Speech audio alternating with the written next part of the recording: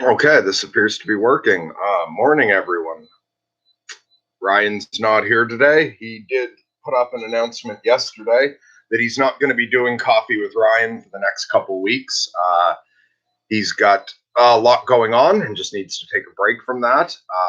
And I said last night that if I woke up in time, I told him I'd come on at 11:30 just in case anyone showed up here expecting him. So I was up in time and here I am. Other than that, I have absolutely nothing planned. So I'm hoping that if anyone does show up, you guys have something to talk about.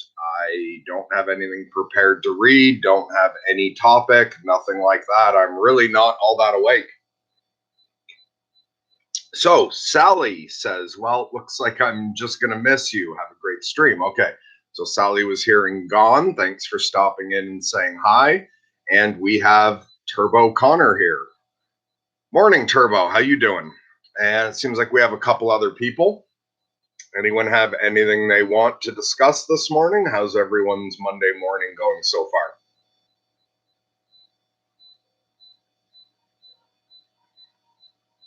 I am really not much of a morning person. So Turbo says, I'm okay. How are you?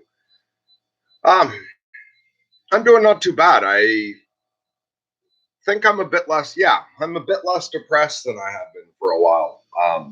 And I woke up earlier than usual. I mean, generally, I would be waking up much earlier in the morning than I have been this summer. I've been more depressed than usual in the summer. So I've been sleeping later than normal. But today I just woke up on my own before 10.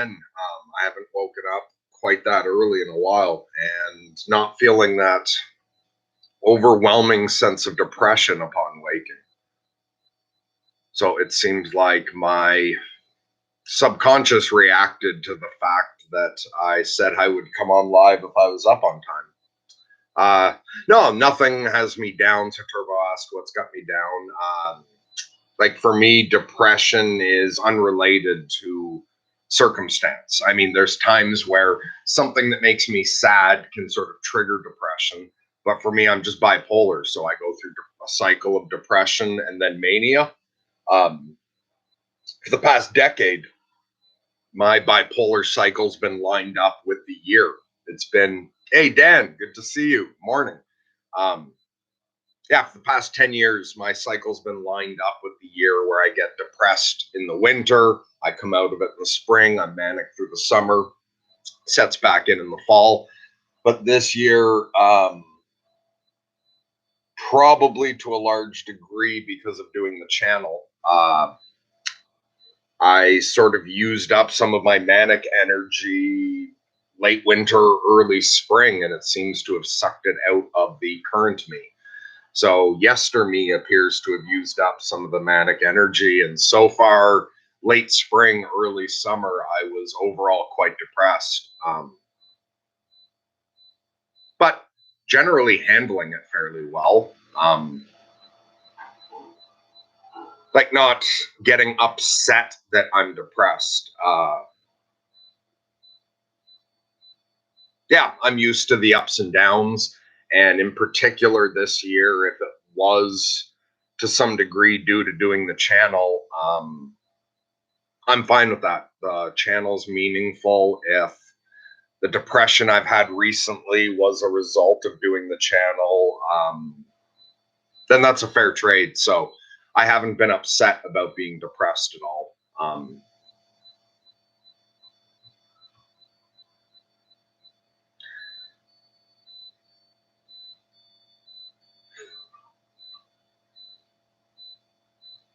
Okay, so Asia Winchester has something here. Hi, can I have a private conversation with just you, Merc? I haven't slept all night. I'm afraid my depression is reaching a crisis. Well, I'm glad you're here, Asa. Um, so, did you go to bed and not sleep, or were you just up all night?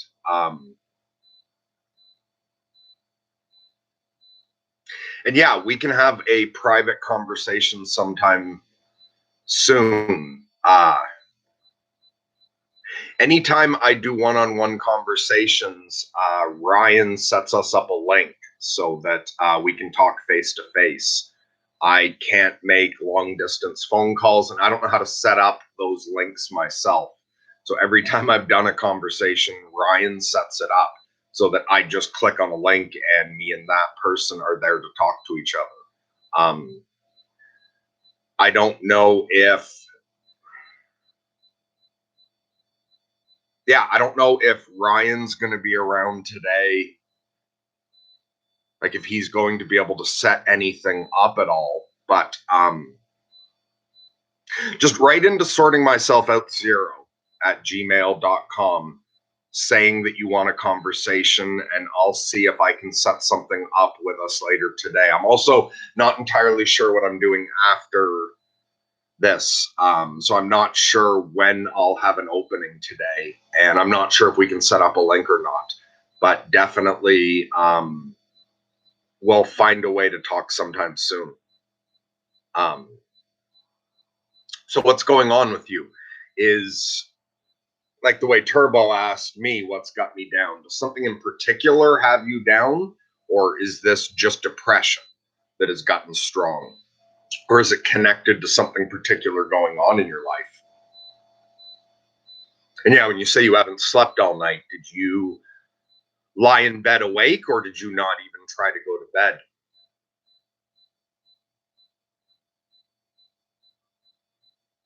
And Turbo wrote in, Asa, it's going to be okay.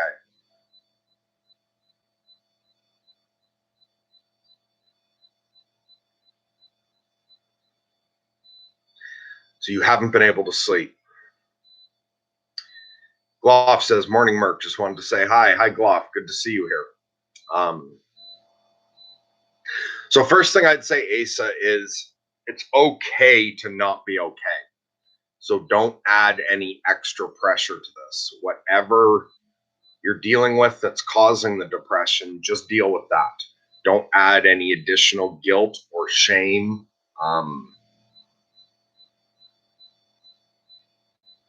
Don't add anything worse to it.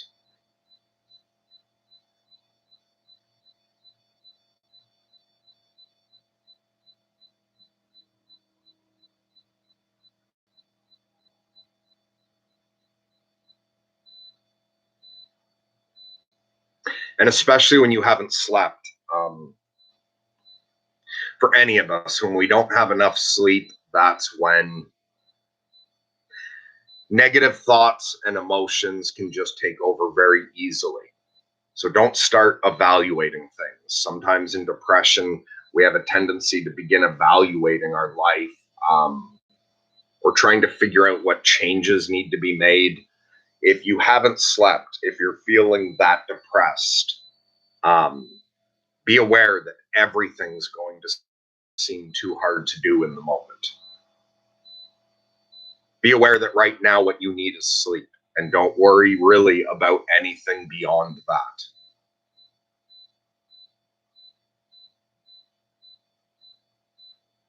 And Dan says, Merck's very right about lack of sleep and depression. Um, yeah, so for right now, see what you can do to allow yourself to get some sleep, and whatever other problems are running through your head, try to deal with those later. Like Peterson says, when things get difficult, you shorten your time horizon. So it's when we're feeling confident or at least neutral. Um, Preferably when we're feeling optimistic, when we have energy, is the time to be working on a 5-year plan or a 10-year plan, or to look way down the road. When that gets to be, if that's too much, you shorten yourself to focusing on what am I going to do this year. If you're struggling a bit too much to think about the whole year, you shorten it to just getting through your month. If things are really tough, you just try to get through the week. When you're really struggling, you just try to get through the day. And when you're suicidal, you shorten it to right now. When things are really at the crisis point, when you're feeling so depressed that you feel suicidal, Don't worry about 5 years from now. Don't worry about next year. Don't worry about next week. Don't worry about tomorrow. Just worry about right now. If you're really struggling that much, you just focus on 1 minute at a time. And because Alan Watts, who says you only wash one dish at a time. I think it's Alan Watts. Anyway, someone said you just wash one dish at a time. If as you're doing the dishes, you start thinking about all the dishes you've ever washed over your life, and you think about all the dishes you have to wash in the future, it's going to get overwhelming. Nobody can wash that many dishes. Like, not all at once. All anyone can ever wash is one dish at a time. And that's all you ever have to wash is one dish at a time. So in particular, when we're feeling depressed, it can feel like, fuck, how am I going to live an entire life of this? Or even just how am I going to get through the day? Don't deal with all your depressed moments at once. Just one dish at a time, one depressed moment at a time. So first of all, even for those of us who are, veterans of madness and have dealt with depression over and over again, it's like myself, I've gone in and out of it so many times. But still, when the depression comes in, some of these emotions, particularly depression, are like gods that want to claim all the territory. They want to claim that all reality is theirs, that they're eternal, that they're always going to be there. Heavy depression comes in like that. It comes in like a god claiming the territory and claiming that it always was and always will be. But it's not. Every depression lifts eventually. There are the things you can do to ease depression. There's things you can do to work your way out of it. And there's things you can do to make it much worse and to fuck things up. That's all true. But even beyond that, the depression's going to lift eventually. But that's not what depression tells you, Asa. Or sorry, maybe not you, but for many of us with depression, what it will say is, I'm going to be here forever and you can't handle that. Know that that's a lie. It will come and go. You will feel better later. And you haven't slept, you feel really shitty. Don't worry about making it happen. Just know that it's not eternal. No winter lasts forever. And so the same way that the winter passes in time without you having to do anything, the depression will pass in time. So just get through each moment. When you say it's reaching a crisis, are you feeling suicidal? And if you're feeling suicidal, is there any risk of that?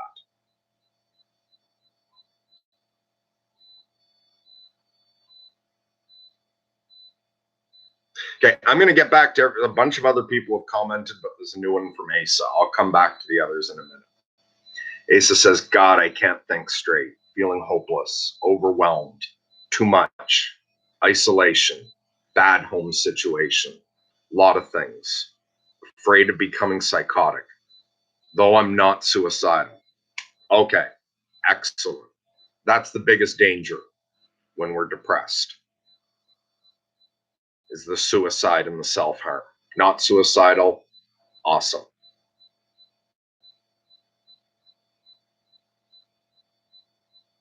And I know you didn't mean that, but like a prayer. But I'm noticing that starts with, God, I can't think straight. I don't know if you have any religious inclination,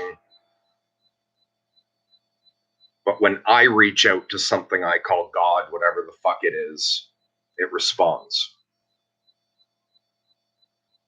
So the same way that you reached out to me here, you can reach out that way. But also just pay attention to your first sentence. I can't think straight. Okay, agreed. You're depressed, you haven't slept, you're not thinking straight.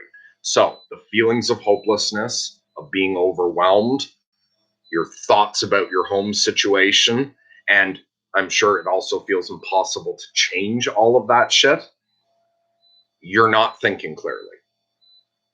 So it's not necessarily hopeless.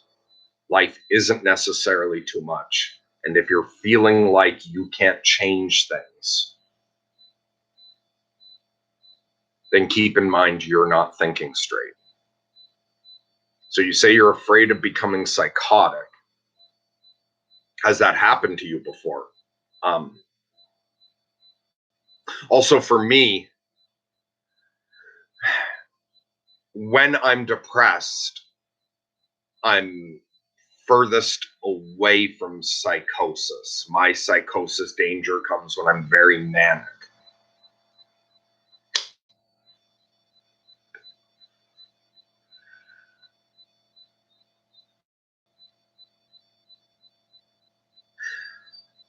Fuck, I feel like I have something better to say to you, Asa, and it's just not coming. I wish I was better help in the moment.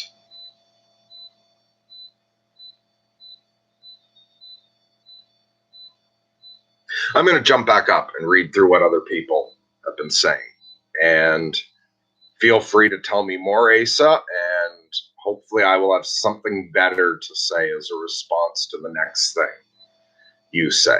Okay, so Caesar says, hi, Merc, can't stay for the stream, but nice to see you. Hope you're doing good. I'm doing better than I've been for a while, and yeah, you said you can't stick around, so I'm not talking to you at the moment. But if you come back later to watch this, Caesar, thanks for stopping in, and thanks for the well wishes. I really appreciate that. And Dan says such an important lesson about, I think, lack of sleep. Longstone says, morning, Merc. Sounds like Asa has anxiety at the root. Deep depression. It's hard to do much, but sleep or withdraw. With anxiety, the depressive state is coming from emotional burnout. Okay, so does that ring true with you, Asa? Before being depressed, were you having anxiety, or do you have anxiety in general? Longstone could be right about that. Is because I find that, yeah, depressive states do come from emotional burnout. Also, for me, like even when I'm manic, my just like the past couple summers, even when I was up and feeling manic, and if I did a lot of ritual magic and used up a lot of magic energy, I would feel depressed after for a while. And from the way I understand the way a bipolar cycle works, the longer you're manic and the higher you go in the mania, the longer you're depressed and the deeper you go. And that, from what I understand, it's not that the mania is a reaction to the depression's a reaction to the mania. That the mania comes first, its intensity sets the intensity of the depression. So I have definitely noticed for myself that depression can come from emotional or energetic burnout, from a lack of energy. And Bruce says, if you overwhelm yourself, you get caught in a loop. Feels like eternity, but lasts moments. Yeah, absolutely. And I don't think of eternity necessarily, like there's the definition of eternity where what you think of is it's every single moment forever that's going to continue. But in many ways, I often look at eternity as something timeless, something outside time. I think there's eternal states, and all of eternity can be present in every moment, perhaps. And depression seems to tap into that there's an eternity in every single moment. And yeah, depression will really feel like it's going to fucking last forever. But it doesn't. It always ends one way or the other. And really, the biggest danger is trying to end it by suicide, because I have a feeling that doesn't fucking end it. So when feeling very depressed, just fucking ride it out. Don't make things any worse. So don't beat up on yourself. Don't start going with negative thoughts, and don't take actions that make things worse for you later. Don't start canceling plans in the future that you might feel like doing later. Don't go start a fucking fight with your best friend.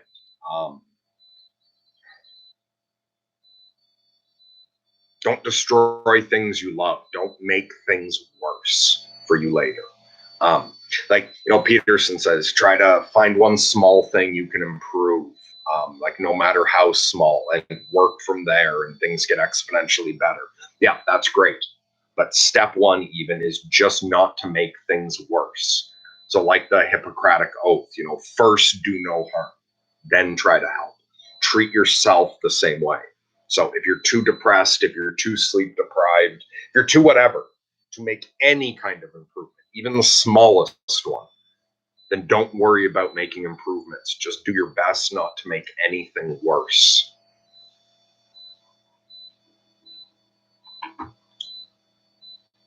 Bruce says prayer helps, no doubt. Yeah, and I don't want to push anything on anyone else. Like, I'm perfectly happy to talk to atheists or agnostics and all of that shit. But it does seem like we have a few people here in this community that do have some spiritual inclinations. And I myself do, and I find prayer does seem to work. Longstone says, if nothing else, you're here with others who understand where you're coming from. Dan says, you're amongst fellow travelers here, Asa. Dan says, right, Stone. Asa says, constant ruminating, fear of losing my mind or my identity, memory loss, toxic family. My dad got in a fight last night. It may have set it off. Okay. Yeah, that constant ruminating. Right now, you're not in full control. You said that yourself earlier. I'm not thinking straight. Yet, if I'm understanding you correctly, you're thinking quite actively, that constant ruminating. The depression wants to set in, and it wants to stay there. Like that idea that each of our sub-personalities has its own goal. It has its own complete outlook on life. The part of you that's depressed, that god of depression rising up within you, has its own goals. It wants to be in charge, and it wants to stay in charge. And it will put forward all kinds of thoughts that keep it in power.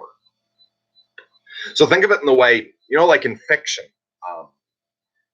when the gods need your prayers or need your ritual to bring them into this world. When there's, yeah, or when you watch in some movie, when some dark force needs to get into this world. Someone needs to set out the symbols, and someone needs to enact its ritual, and someone needs to say its words to bring them into this world.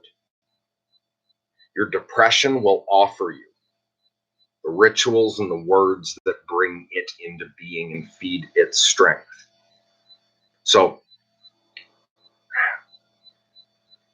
while there's realistic things to worry about, I'm not saying that's not true. Like, perhaps you have reason to worry about losing your mind, your identity, your memory. You've got all these real problems, but the depression is going to advise you to make it worse. It's going to offer you prayers that, if you repeat them, are going to strengthen it.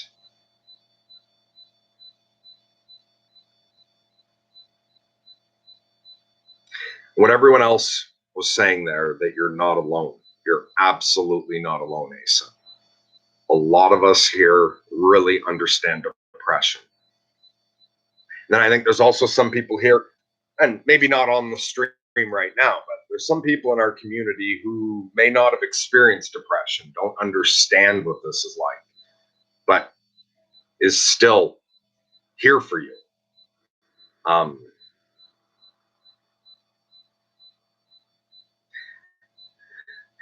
And I do believe in a power of group intention, of group focus. That idea of wherever two or more are gathered in his name, collective focus, prayer, that whole idea of thoughts and wishes.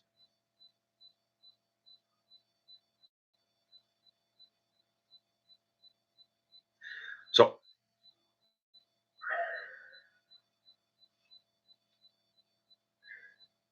I'm going to take a moment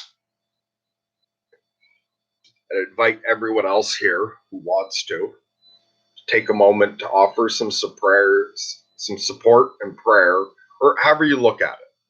Meditation. Anyone who wants to participate, anyone who doesn't, this is going to get boring for a couple minutes. And let's not just make it ASA. Let's take a minute for everybody in our community who's struggling, although we'll be focusing specifically on ASA at the moment. And we're going to collectively focus on generating some love and healing support in the spiritual or metaphysical realm for anyone who comes across this video and wants to absorb it. So for anyone struggling, whenever we take our moment of silence here together, I want you to focus on connecting to the love, the support, and the healing. And for everyone who's doing okay, we're going to take a minute to focus on putting out love, support, and healing into a sort of spiritual space that anyone who comes across this and needs it can access. This area of love and support and healing is also a portal through which they can connect to their higher self, their guides, guardians, or angels, or God, him, her, or itself, whatever that is. I'm going to take a few deep breaths, and then I'm just going to take a moment of quiet to focus on that. And anyone else who wishes to can join in. And we'll see if we can tap into the power of the if two or more are gathered and focused on the same thing. And so, sorry, Levi, I see you've written a bunch here. I'm going to get back to that in a minute. First, I'm going to take a couple moments to offer prayer and support, to put out magical and loving energy for Asa and anyone else who needs it, as well as offering a connection to the divine if they wish to take it.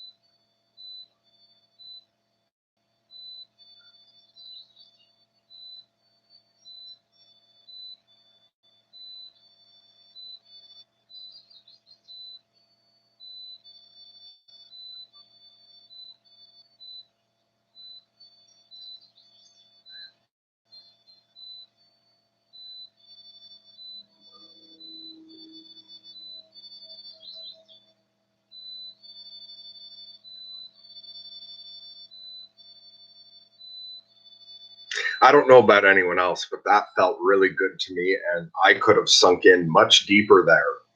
I pulled myself out because that was feeling really good, and it popped into my mind that I was live, and it's very easy for me to fall into that. If I'd let myself go any further, I might have just been sitting here quiet for 5 or 10 or even 15, 20 minutes. Fuck, I don't even know how long I might have slipped in there. And I imagine that would be intensely, or no, it could be intensely boring for people. So I'm going to come back in and talk a bit.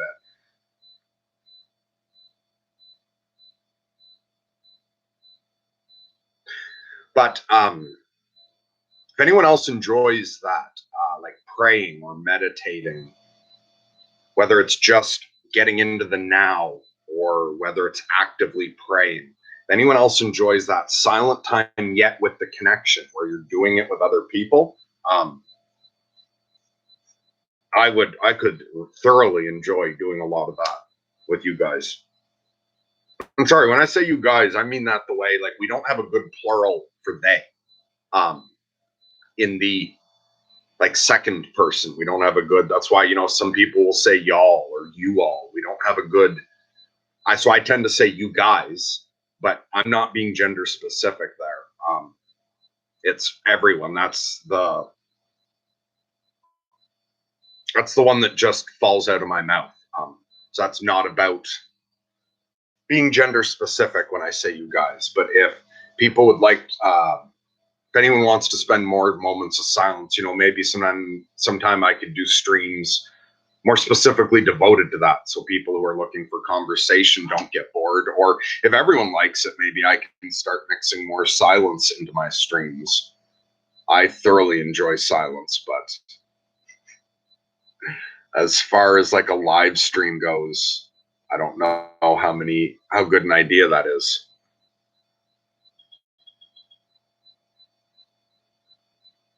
Okay, so I scrolled back up, and so one thing I'm going to say is, Asa, whatever you're dealing with your dad, family situation, living situation, there's a chance that you've got to sort some of that out. But now isn't the time. Get some sleep first.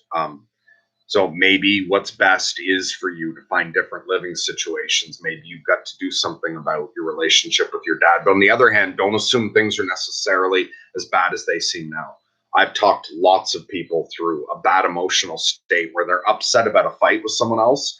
And in their current emotional state, it feels like they just destroyed that relationship, or that whatever it is can't be repaired. And that once they're doing better and they go talk to the other person hasn't taken it nearly as hard as they did, right from the beginning, that there was nowhere near as much to fix as they thought. So be aware, you're overtired, you're fucking depressed, you feel like, you might be losing your mind. So don't assume that your evaluation of everything is correct. Like maybe some of it is. I'm not saying everything's just fine. You have to cheer up. But keep in mind, you're not evaluating things properly here. So be aware that things may not be as bad as they are. And again, like I said with Ryan, possibly out of commission, I don't know how soon we can talk one-on-one, but we'll definitely talk as soon as we're able to. You're not alone. Stick it out, and we will talk as soon as we're able to. Just focus for now on taking care of yourself. Get some sleep if you can. And also, what's your living situation? Like, sorry, not your living situation. Do you have a job or something you have to worry about? Like, is it okay for you to just shut down from responsibility and take care of yourself? Or do you also have some dread that you've got to be at work in a couple hours or tomorrow or something? Like, are you capable of taking some time to just focus on healing yourself? Or do you have any immediate responsibilities? Like you've got kids to take care of, you've got a job, you're in school, something demanding your activity? Or would the outside world allow you to take days to focus just on taking care of yourself? Okay, so I'm going to move on to some other people's comments here. So Bruce says, it's confirmed by the infinite. Eternity is endless. Each moment had its own specific choices and continuing. Your reactions to each moment is crucial. And controlling your actions. Bruce corrected later. So it's confirmed by the infinite. Eternity is endless. Each moment had its own specific choices. And controlling your reactions to each moment is crucial. Yeah, absolutely. And often, and I mean, you could be in a really bad situation here. Like, I'm not claiming nobody has a realistic reason to be feeling in crisis. Some people really do. There's real world shit that is a serious problem. But often it's how we react to the basic emotional forces that can be worse than the even basic emotional force to begin with. I think Ryan had said in one stream that more accidents are caused by overcorrection than by the initial swerve. You can't change the past. And oddly, you can't change the present moment, because every moment we're experiencing is technically the very recent past, we're always processing a moment ago. You'll notice, like in the moment I'm sitting right now on an old milk crate, the moment that I'm sitting on the milk crate, I can never change that. I can think now and I'll be off the milk crate later, but because I can't change the past that I've been sitting on it, and I can't change the fact that I didn't start getting up a moment ago, it means I'm here. So you can't change where you are. You can't change the past in that way, like the way it led you to this moment. However, you can change the meaning of the past, and there are ways to change the past, but we're going to set that aside. You don't have the mental or emotional energy to do that at the moment. So accept now as it is, but try to control your reaction. Don't make things any worse because of this emotional state. And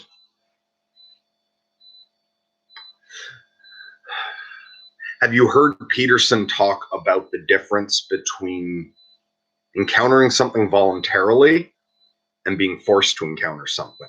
Now, he uses the example of phobias, and I think in one he talks about like somebody with a fear of elevators, but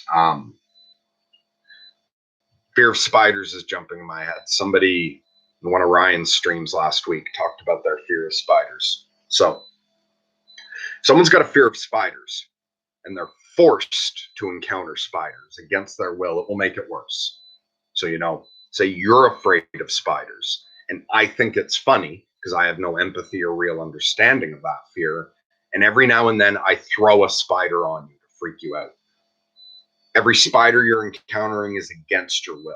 You're being forced to encounter it. And each one will make that fear worse.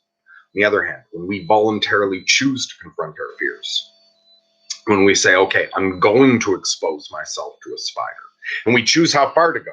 So, maybe you're going to look at it from across the room. Maybe you're going to look at a picture of a spider, a video of a spider. Maybe you're going to visit somebody who's got a pet spider, a tarantula, or a black widow in, an aquarium, and you're going to look at it through the terrarium. When you choose to expose yourself voluntarily to something, it's curative. When you're forced to endure something against your will, it becomes increasingly traumatic. And Peterson said that there's actually two different circuits at work.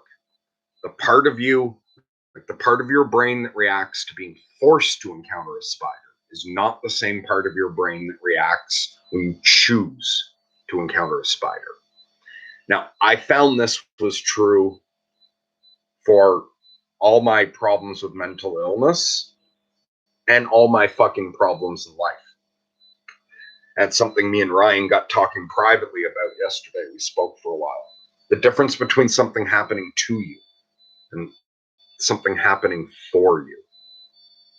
When you define something as happening for you, that's the same as saying, I chose this, I find. So my mental illness, at first, I felt like it was happening to me. I had this shitty little life going that I thought was better than it was. I was completely hypnotized by the world. I thought I lived in reality. And when I went crazy, I didn't fucking want to go crazy. I got hit by a bus and just sent flying into mania. Ended up in a mental institution and had my first wife break up with me while I was in there. That all felt like it was happening to me. My first 2 years of depression in my first cycle. Because my initial cycles were 3 years long. It could be almost a year of mania and then 2 years of depression. I define that as happening to me. And it was brutal. And I just wanted to get back to normal. And I went through another round of it. Psychosis, mental institution, like even worse, even longer in psychosis that time. Back into depression. Still was defining it all as happening to me. I wanted nothing more than to erase those years and go back to who I was before. I was ashamed of being crazy. And it felt like it was all happening to me against my will. When I finally accepted that I was bipolar, and instead of trying to go back to normal, I just tried to be the best crazy I could be. Things got easier. Because I spent a lot of time alone and contemplating, I started to realize that it had never been happening to me. It was always happening for me.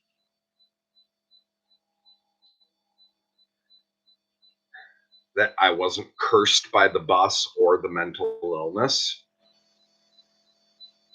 That was a knock in the head to set me straight and straighten me up. And that what we're here for is not just to relax comfortably. And now I have no problem with relaxing comfortably. Um, Peterson will really go on about that satisfaction, just resting peacefully and comfortably is for a well-fed lion, not for a man. A man, should constantly be looking for the next challenge. I don't go that far. I have, one of my sub-personalities is a well-fed lion, and I have no problem with peace and tranquility, with just enjoying the now. I love that shit. On the other hand, I trust the universe will give me all the difficulty that I need, and that it's being done for me, not to me. So when I hit my depression, like even recently, when I was depressed at an unusual time, and I talked to people about it. And fuck, sorry, I know I said I was going to get all those other comments, but I've got something to ramble about for a minute. I'll try to get back to it. Okay, so when I talked to a few people about my depression this year and explained how, usually spring, my mania is going up. Like this time of year, for the past 10 years, I'm nice and manic, like full of energy, waking up full of energy, only needing, often this time of year, I'm worried about getting at least 6 hours of sleep. I'm trying to do that. There are nights where I could get like 4 hours sleep, wake up full of energy, and mania at a level that's controllable. And so that I'm behaving all right. I mean, I'm a little bit thoughts all over the place, and I might be a little less grounded, but I'm still okay. However, this year I've been much more depressed, like summer solstice, just brutally depressed, really unusual. And a lot of people would say, when I talked about it, it's probably because of the stress of the channel, or maybe some of that magic I did, rituals to bring in energy early and whatnot. And it seemed like with a lot of people as they were talking to me, it was as if they assumed I had a problem with the fact that I was depressed. And so it would go right away to, well, is there anything you can do to change that? Or maybe, so are you feeling you shouldn't have done the channel, or maybe you shouldn't be working as hard on it? You say maybe you used up some of the energy from doing magic rituals. Could you do a ritual to get yourself out of this depression now? And I wasn't going through any of that. And teach those people, I would say that no, it's okay. And not that I chose to be depressed right now, and I'm not even now. I'm feeling much better than recently, but recently, not that I would have chose depression over feeling good, but I'm fine with depression when it comes. So when I wake up feeling depressed, it's just, oh, I want to fucking kill myself. It's like that thought that goes through my head. First, I define that's not me. That's just a thought coming up from the depression. Then I realize, okay, I'm depressed. I've got to go through the day depressed. It used to be, I hated that and fought against it. It used to be like when I woke up and I was depressed, it was like, oh, fuck, I am still alive. And it was just horror at the existence of being alive. And I've got to go through this whole fucking day. And because I set the line that I can't kill myself, all I wanted was to go back to sleep. So you get up and it's just brutal, and you don't want to go through the fucking day, and it's going to be so long, and every moment is fucking torture, and it's like you're just waiting to get back asleep. I'm not doing this voluntarily. I don't want to be here. I don't want to go through this. That's activating that circuit, like someone's throwing the spider on you. Instead, you can tap into some sense of overall purpose. If God's got some plans working mysteriously, if this depression is the cost of life for you, and I know it's not for everyone, but also maybe you're serving a purpose to others as well. For this entire game to go on. And I mean, you can go back. I did a live stream a while ago that's titled "The Silver Lining of Psychosis," and I read from a book by Dr. Pulameni, or I might be getting that wrong, but anyway, there are advantages to the overall society, and have been, it seems, since the beginning of time, to the families that carry schizophrenia and like bipolar blood types. That tied in with that is a family with more risk of insane people is also more likely to produce geniuses. The people who suffer badly, like, I don't know, the first one's popping to my mind's Kurt Cobain. It's like, for everyone who loved Nirvana, his mental issues are part of what created that fucking music to begin with. All of society may rest on all of us. To put on a good play, we need those extreme characters that go through very difficult things, and that idea of life being a stage. Going through depression is the cost of being here for some of us. And if you can say, all right, this entire wonder of existence, everything going on that really, I don't know what the fuck is going on here. And it's a really fucking strange place we don't understand. But to say, I'd rather have this than never to have had anything at all. And to say, I am voluntarily involved in this. And I understand it's going to involve some difficulty. Or even to say, I understand that the world needs some bloodlines carrying some dangerous genes so that some of us have to go through suicidal depression so that others can produce great works. All right, I'll bear this cross for the sake of being itself. If for everything to exist as it is, I must experience this, I will experience it voluntarily. And so then I wake up in the morning and I'm depressed, and instead of railing against it, I wake up, I answer that suicidal thought of, that's not my thought, that's what you always say, little demon. And I say, okay, so today's going to be a depressed day. All right, I will voluntarily go through that. I can do a depressed day. And the difference is the old me, fuck the shit I used to put family through. I would wake up, because for me, when I wake up is when things are the most out of control in my head. Like, it takes time to become mindful, set thoughts in order, be aware of all the shit going on in the background and answering it, putting things in perspective. I used to wake up, and sometimes I would wake up like literally screaming. Like, I would go from dead asleep to just waking up and shouting.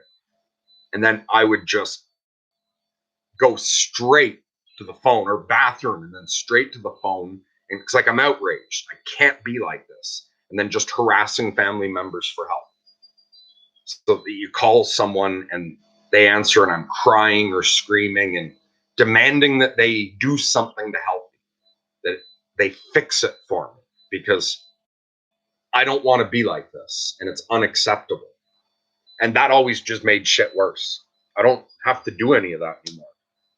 I wake up and I'm depressed. And I remind myself, like, immediately, yeah, I can handle that. I agreed to some of this. I'm enduring it voluntarily. Then from there, I get up and, okay, so I'm depressed today. How do I make the most of that? And in particular, I'm lucky. I'm on disability. My wife's the primary caregiver of, like, our children. I don't have to take care of the kids. The kids only see me when I'm doing okay to see them. So I have the freedom to, if I'm depressed and I'm so depressed I can't do anything, I try to look at it like I need deep rest. I relax. I take care of myself. I meditate. And then I look for, what can I enjoy while I'm depressed? When you're not fighting against it, it's like when when it's pouring rain and you wanted to go to the beach, you can just be upset that it's pouring rain. Or you can make the most of that. And like, yes, it's still raining outside, but you're going to have a nice day with your family at home inside instead of going to the beach. Or like, my power was out for over 24 hours recently. You can spend the whole time upset that the power's not on. When the power went out, I was really enjoying that lecture. I wanted to watch the rest of it. I want to check my messages. I want to check the weather to find out how long this fucking storm's going to last. And I can't do that. You can spend the whole time upset that the power's out because it's an injustice and I pay my fucking hydro bill. And what is this? Or you can make the most of it and grab a book you've been meaning to read for a while. Or just sit silently. And one thing I noticed when the power was out for a day, and I also pulled the battery out of the one clock I had on the wall that was battery powered when I noticed how loud that ticking was once all the other power was off. And like, obviously we notice the noise of music and TV and all that shit when we have electronics on. But aside from that, it's amazing the background noise that all the electronics produce. The little hum of the fan or whatever in my computer, the sound of the fridge and the stove, even certain light bulbs when you can when everything else is quiet, you can hear the filament. And like, fuck, is it ever quiet when the power's out?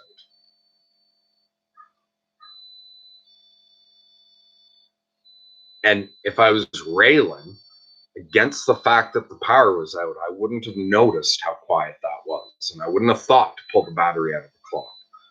And I had some really nice moments, even being depressed with the power out. I really enjoyed that quiet and sense of disconnect.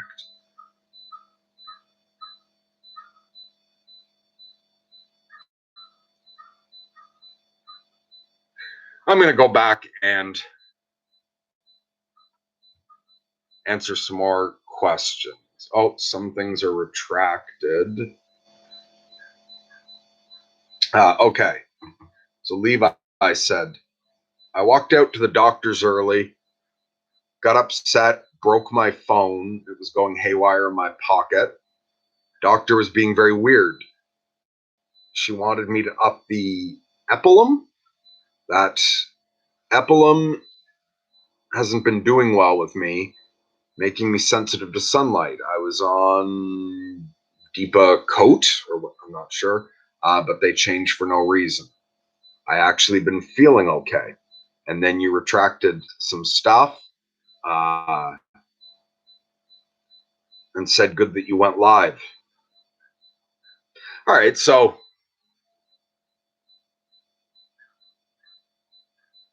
yeah, it can be difficult with doctors when they want to put you on something you don't want to be on.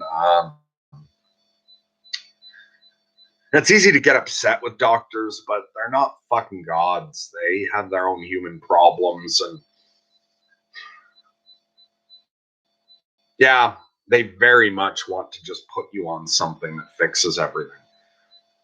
That's unfortunate, but pay attention to your own body and your own reaction to everything. And I hope you can find the right balance. I hope you can either find the right drugs or a way to be okay without them at all. Sorry if I left your messages so long that you retracted them. Like, if that's just from you doubting what you said was good enough, or being embarrassed by it or something. I know that can suck to like write something and then someone doesn't respond for long enough that you start double guessing what you wrote. Well, I'll see if you filled me in more further down. So Dan says, right with you, Merc. I'm not sure what he's saying, but I'm wondering if maybe that was about the moment of silence. Levi says, good that you went live. Well, great that you showed up when I was. Dan said, grateful, very grateful for that moment. And that would be wonderful. Okay, so that was about the silent moment. And Benjel said, thanks for that, Merc. Yes, I think moments like that are helpful. Bruce says, communal meditation is definitely helpful. Okay, cool. Then maybe I will do more of that during streams, group meditations, or putting a specific purpose to it when someone needs help, or just some quiet time together, like just being, yet not being all alone, collectively being together, just taking some quiet. So Levi said, while you were doing that, I was thinking of why Buzz Aldrin is so crazy, and then I thought of the lunatic theory. Brain is influenced by the moon. Going there drove him to lunacy. I don't know anything much about Buzz Aldrin. Like, is he legitimately crazy? As in he has like an actual diagnosis, or is he a bit wacky? Or yeah, what about Buzz Aldrin is off? I really don't know much about the guy other than having been to the moon. Asa says, I'm going to write in. Hopefully we talk soon. Yeah, we'll try to set up something soon, Asa. Just stick in there for now. It's not going to fucking last forever. You're not alone. You're stronger than you think. All that shit. Okay, Levi's the one that mentioned spiders recently. I use a JML spider catcher. I don't know what that is. The big bastards are the worst. Amanda says, thanks for doing this. I really enjoy it. Okay, so hi, Amanda Hardy. Fuck, I should be careful about saying hi. I don't think I've had you on one of my streams before because it fucking hurts when someone forgets you. But I'm bad with name. Also, at this point, I'm finding because things have been a little slower with the channel recently. I've taken a bit more time, try to disconnect from the world and whatnot. And I'm noticing that already a bunch of you are blurring into each other. And that's not a lack of value of each of you as individuals, but I'm finding, fuck yeah, my memory works weird. And finding more and more often now, even like when I'm offline, it's like I think of something Grizz said, and then wait, did Grizz say that or someone else? Some of this blurs. And so if I mix people up, if I mix you up with someone else, or if I forget someone, just keep in mind there's a lot going on with this channel, and yeah, I can fuck up. But anyway, so I think Amanda Hardy, I haven't seen that name pop up on a live stream before, so I was gonna like welcome you as someone new and say thanks for writing that, but maybe you've written in before and I just really hurt your feelings. I hope that's not the case. But anyway, you're very welcome. I'm glad you enjoy it, and thanks for joining us. And Levi says, I love Spider-Man, favorite Marvel superhero. So yeah, it's neat that he's your favorite superhero when you are afraid of spiders.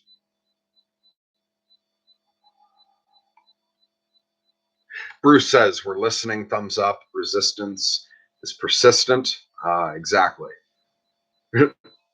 Yeah, and so here, Dan says, well said, Merc. I don't know how long ago you wrote that. And that was one thing I was impressed Friday when Ryan was doing his live stream. I noticed that when Ryan's live and he, diverges for a few minutes and goes on about something and comes back to chat, he's really fucking good at knowing what people are talking about. There are so many times where I ramble for a while, messages get out of sync, and then as I'm reading shit, I don't know what the fuck it's referring to, or I mix stuff up.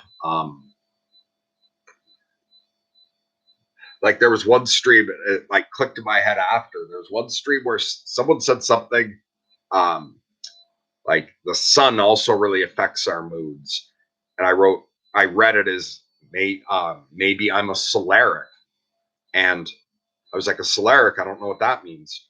Then further down, they said, no, solar tick. And like the T was in the other one as well. I just misread it. And I went, solar tick? No, I have no idea what that is either. And it wasn't even that day. I think it was like the next day or something. That moment jumped into my mind. And I was like, okay, solar tick. He was making a play on lunatic. Like he was talking about lunatic being derived from Luna, the moon. And again, sorry if it was a she, I don't remember who said it. But whoever said it, and was making something about that they're a solar tick. And that just went right the fuck over my head. It popped into my head oddly, I think like the next day or something. But I do that all the time once I get out of sync with this shit. So, to something I said, Dan said, well said, Merck, and that's the same path I'm on. But I don't know what the fuck I said that you're reacting to. And Levi says, I retracted because the spelling was awful. That's okay. I'm not going to judge anyone on spelling being bad. And sorry for the times when I read a spelling mistake or like an autocorrect that changes the word when it should be obvious what you really meant.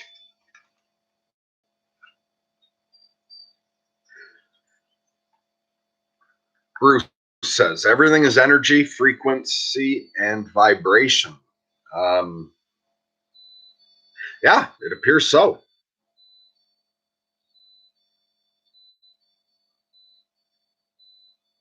And that's also in the Kabbalion, right? Everything's in motion, everything vibrates. Benjel says, seems like a big part of it is being okay with not being okay, something that I'm working on. Yeah, absolutely. And some people like really rail against that. And I know it can sound counterintuitive because you'd think, well, fuck, you accept something, then you're not going to change it. So what? I'm just going to accept that I'm a pathetic piece of depressed shit and do nothing to change it. But I find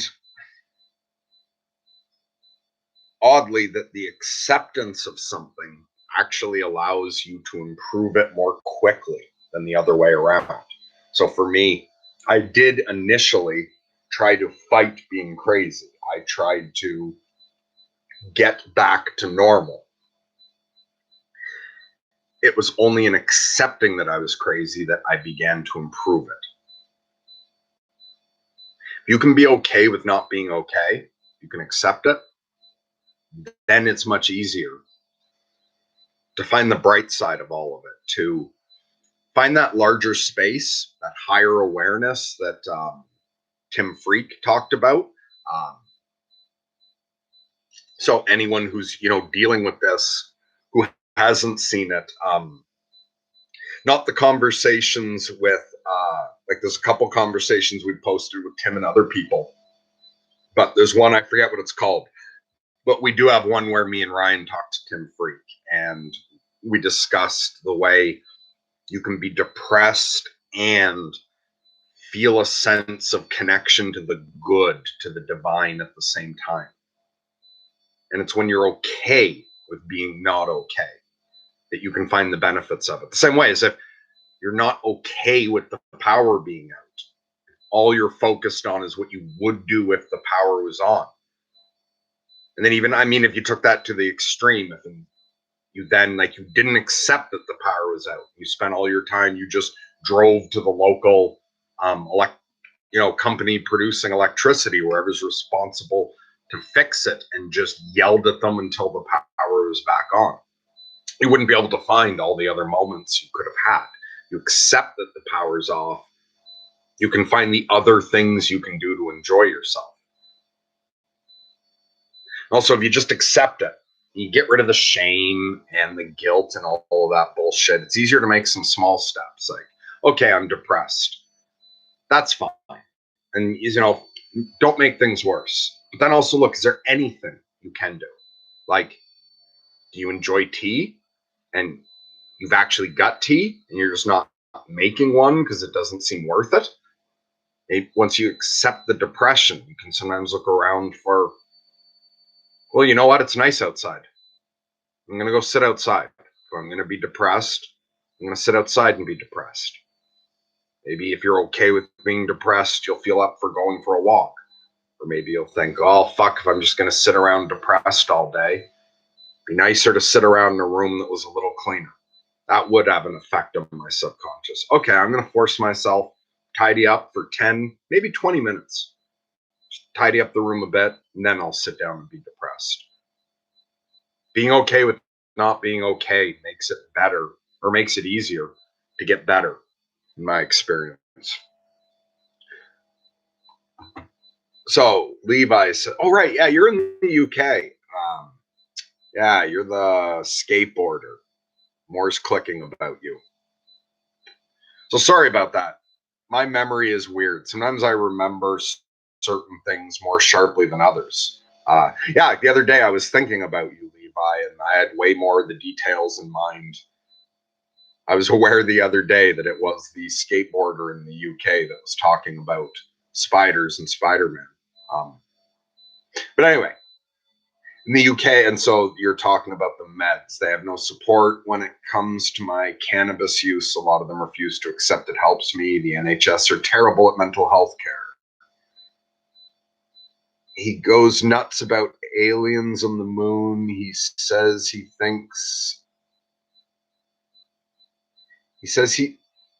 seen things, but he's really zany about it and kind of funny. Okay, and you're the one who said solar tick. A nice compliment to a lunatic, a solar tick. Yeah, and so for a lot of doctors, it's really all about meds. That's unfortunate. Also, yeah, I find cannabis helpful myself, and some people are very anti-cannabis, especially because like there are some things in weed that are um, like uh, psychosis inducing, but cannabis also has other minor cannabinoids that are antipsychotics. So depending on the strain, in particular, well-cured weed has a much better balance of the minor cannabinoids. It's unfortunate that for people that are helped by marijuana with mental health issues or whatever, that it's so fucking difficult all over the place. And it's unfortunate that the mental health system is as bad as it is. Like, we do some horrible shit to crazy people even now. On the plus side, it's not as bad as it used to be. There was a time where they'd lower a lunatic into a pit of snakes, like literally into a pit of snakes, all tied up, thinking that because that would drive a normal person crazy to be tormented by being tied up and lowered into a snake pit and just like terrorized, that might shock someone back into sanity. So when you're feeling bad about how your doctor treats you, at least your doctor didn't tie you up and lower you into, or for you, a pit of spiders. So it could be worse. On the other hand, and I don't want to sound like I'm just complaining about the mental health system. It's very easy to fall into that. It's much easier to criticize something than to improve it. And it's very easy to take for granted whatever something does give you. Like, as much as obviously, naturally, I'm very in line with far left. That's obviously my natural inclination. Um, I love V for Vendetta, but I very much like Peterson's more conservative points about realizing what society is giving us. And so, even though, and I'll go into problems with the mental health industry in a moment, but first, I do want to show the gratitude for what it has done. As much as I hated it at the time, I needed to be hauled in and I needed to be forcefully brought down, especially my second psychosis. Left to my own devices, I would have died. I wouldn't have killed myself. It wouldn't have been on purpose. But I was experiencing the end of the world, and I was experiencing myself as a supernatural being that didn't need to eat or sleep. And I was just, like doctors said, I was not that far away from death from exhaustion. I was just going full tilt and not eating at all. And it fully snapped and was then running around my house, breaking windows, climbing out of the house, locking doors, running through them. And I was not taking care of myself at all. If I hadn't been dragged in, I'd be dead. And there were a lot of very tough things about being locked up. A mental institute is just fucking hell for me. There's a lot of problems with the system overall. On the other hand, The system doesn't know what the fuck it's doing. It's doing the best it can. And if you look at the evolution of it was a lot fucking worse before, and it's getting better, and they're really doing the best they can. While there are aspects of pharmaceuticals and the mental health industry that are very damaging to a lot of people. And yes, there are some people just looking for the fucking profits in the meds. Aside from that, I do think the majority of the healthcare field are honestly trying to help, are doing the best they can, and at least they're providing what they're providing. The system does save a lot of lives. And for some people, some of those pills that are such a fuck for you, and the doctor keeps pushing them on you, and it's easy to think, fuck, I wish this pill didn't even exist. But for someone else, that pill may be a lifesaver. So with that said, we should be grateful for how good the system is and what it does give us. We should always be looking for the bright side. One thing I don't like about the mental health outlook is that we treat mental illnesses the way we treat physical illnesses, which is, what's a hospital do? The first thing you do, if you can, is cure it. Like, just get rid of it, cure it. Then if you can't cure it, you try to alleviate as many of the symptoms as possible. And that's how we treat mental illness. We try to cure it, try to make you normal. But if fucking running electricity through your head, or tying you up and putting you in an ice bath, or lowering you into a pit of snakes, or filling you with whatever fucking pharmaceuticals doesn't cure you, and you're still that way, then they go to just trying to alleviate symptoms. We'll take this to get rid of the depression, take this to slow down your thoughts, take this for this symptom, whatever that list of things about you is that are an illness. You just start going through and trying to remove them all. That's not the route I went. And there's other people who talk about the other route as well, where instead of trying to cure it, you try to work with it. You see that it has a purpose. You see that you are that way for some reason. Like this tattoo, that's not going to show because the resolution's horrible, but I have a tattoo of the Elephant Man's skull here, Joseph Merrick. And it says, the two lines I got tattooed from it are, "'Tis true my form is something odd, but blaming me is blaming God." And it's from a poem that he adapted and he used to put on the end of all his letters. I don't know if I know the whole thing off the top of my head. Feeling a little flighty. And I got higher than I usually do this early in the day because I was distracted by this. So I'm a little higher than normal. But yeah, I'll see if I can. So, "'Tis true my form is something odd, but blaming me is blaming God. Could I create myself anew, I would not fail in pleasing you. Were I so tall, could reach the pole, or grasp the ocean with a span, I would be measured by my soul. The mind's the standard of the man." I think that's the whole thing. But yeah, I really like that line. "'Tis true my form is something odd, but blaming me is blaming God." And I take that in the non-physical sense. The form of my mind is something odd. I think I'm every bit as much of a freak as Joseph Merrick. Just his was a hole on the outside and right in the shape of his skull itself. And as far as I know, my skull's not deformed. But my shape is very odd on the inside. But does God do everything for a reason? Like every time in nature we find something we don't like and we try to eradicate it, we usually find that it serves some purpose and there's usually some fucking kickback. I personally don't think it's a mistake that there's so many fucking freaks in the world. Physical freaks, mental freaks, all of it. It's all a part of some big fucking process.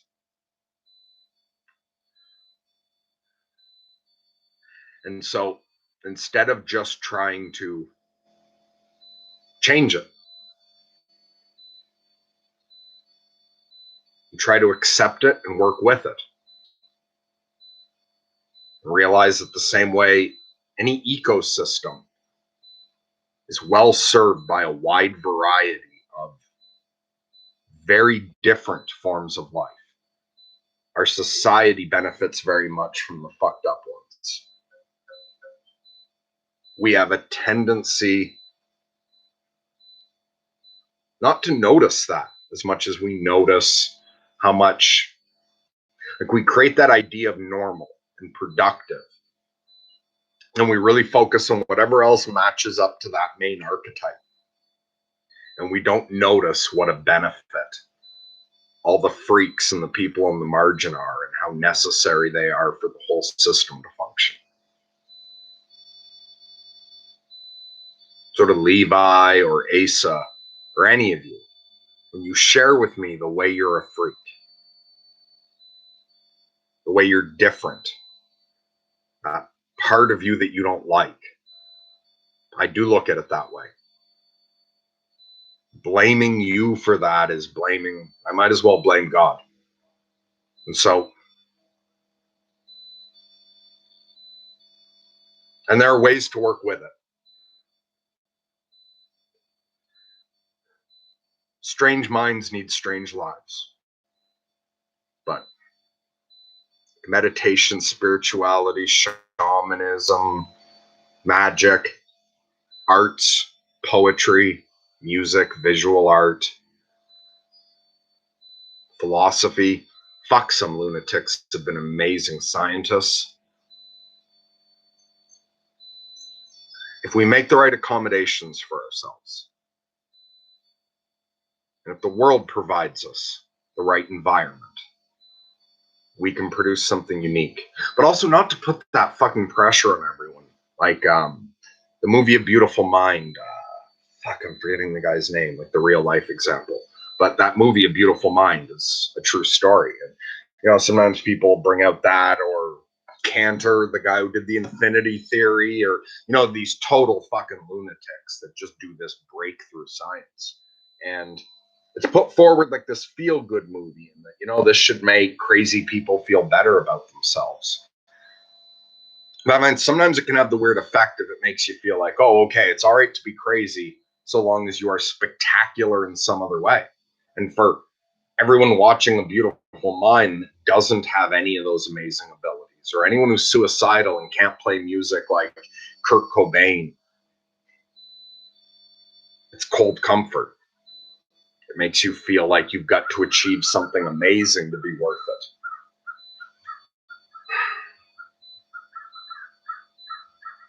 But I don't think that's true. I think anyone enduring their suffering nobly, anyone doing the best they can to get through this life, and that even the people that are so mentally or physically disabled that they do nothing, you know, that extreme autistic who just sits there doing puzzles and never interacts with a person, or somebody that to all intents and purposes appear to be a vegetable to the rest of us, I think they're all serving some sort of purpose.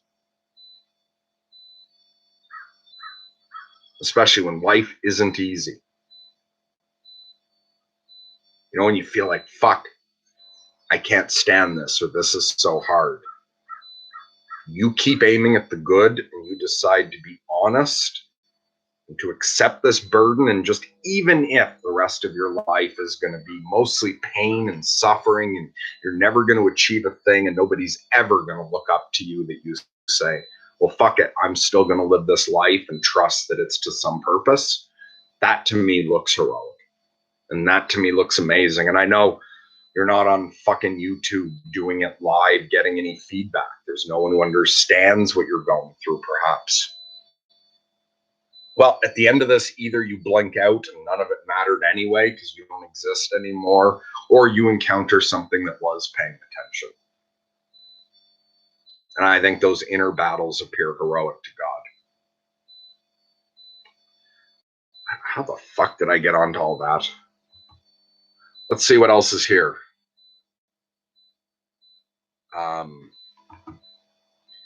Dan says, I meant surrendering to the bipolar dance. Lessons are gifted during both aspects. Absolutely, and I like that. Yeah, the bipolar dance, the to and fro,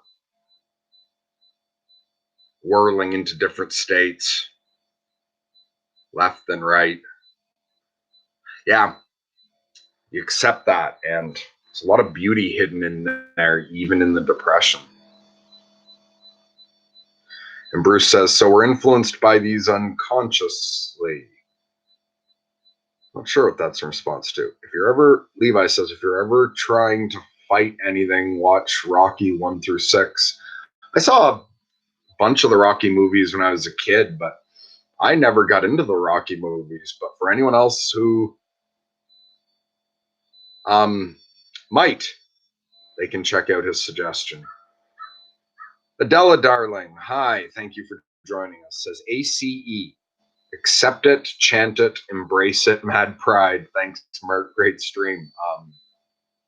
Yeah, absolutely. And I think I'd mentioned this before. There's that problem with the word pride. Not sure how I feel about that. But aside from the issue of the word pride, I'm totally behind the mad pride movement, like the idea of it. And there's the shadow side of pride, but for some groups, like especially when gay pride first started, gay people were having a lot of shame and guilt imposed upon them. And so I think gay pride was an appropriate term despite the problems with pride. But yeah, I'm totally behind the mad pride movement. And that's part of what I'm doing with this channel. To me, I'm just trying to share that I have embraced being bipolar, whatever the fuck bipolar is. And yeah, it's not like proud of it. Actually, I'm proud of how I dealt with it. Gone through extreme suicidal periods, not killed myself. I'm proud of that. And yeah, as just considering it the lack of shame, I'm free of the shame of being mentally ill. So Dad says cannabis helps during particularly difficult adventures into the inner hells of depressive periods. Yeah, I agree. Although on its own, it's not enough because, like, I've quit weed a number of times since being bipolar to see if it helps to be off it. And during my both of my 2-year depressions, I quit weed during that period, and I found when my depression was too bad, and especially when I wasn't integrating it yet, when I hadn't accepted my madness, the weed would make the depression worse. But it's because I couldn't let go into being what I was. What I was wasn't acceptable. Weed was only helpful for me once I had accepted it.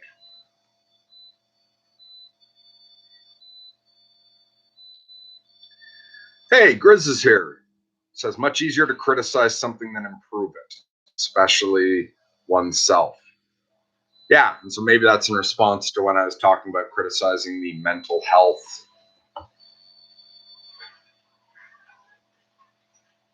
But yeah, I like that you turned that back on to oneself as well.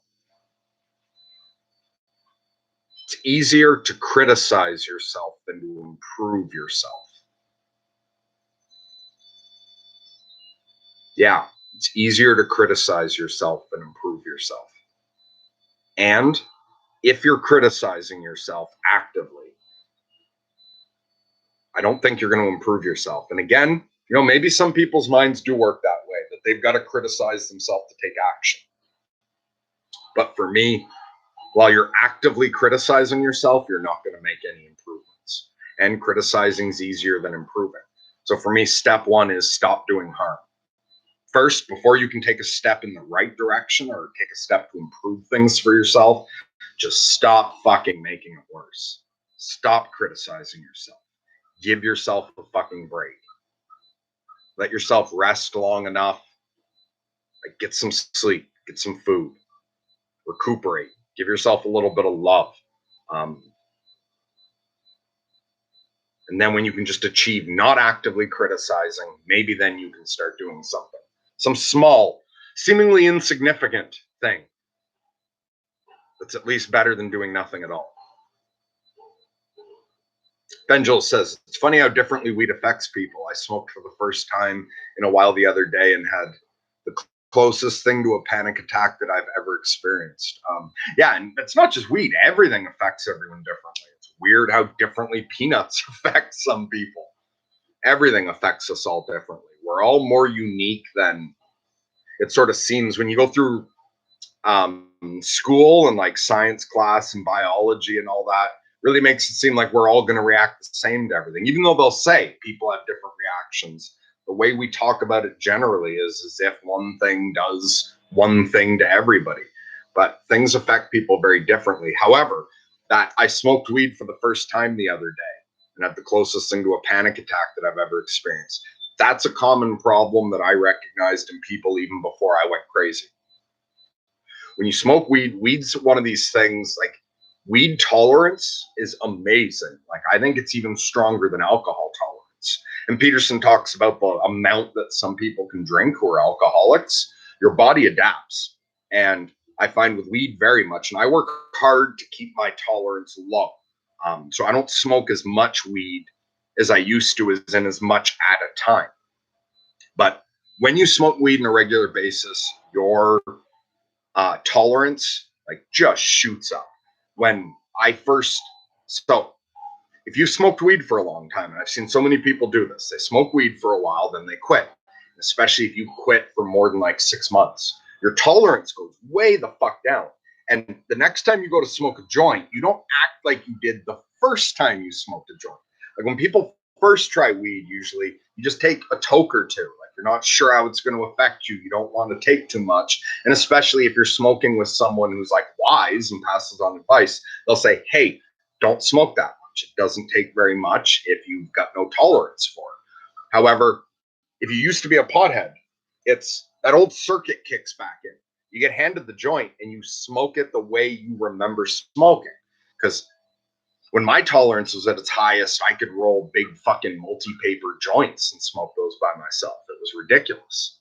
But your tolerance goes way the fuck down. So you remember that what you would do is pack a full bowl or, maybe even smoke a whole joint to yourself, or at least that what you would do is the joint's being handed around. You'd take a pass off it every time it goes around, and you're going to take like 5 to 10 hauls off it when you get it. So you don't treat yourself the way you would as if you were a beginner. You just start smoking weed the way you remember smoking weed, and the habit kicks in. And then you smoke way the fuck too much weed. I remember I knew this one guy who said that he'd been a pothead for years and loved it, but then he quit for a year for I forget why, and then tried it again and he hated weed. He's like, I don't know what it is. I used to love weed, but now I can't stand it. Something changed about me. I said to him, I said what, I just explained. And I said, like, do whatever you want, but I'm curious. What if you just take one puff off my joint? And he's like, one puff isn't enough to get high. I was like, yeah, you think that. But just try it. You want one puff? Took one puff.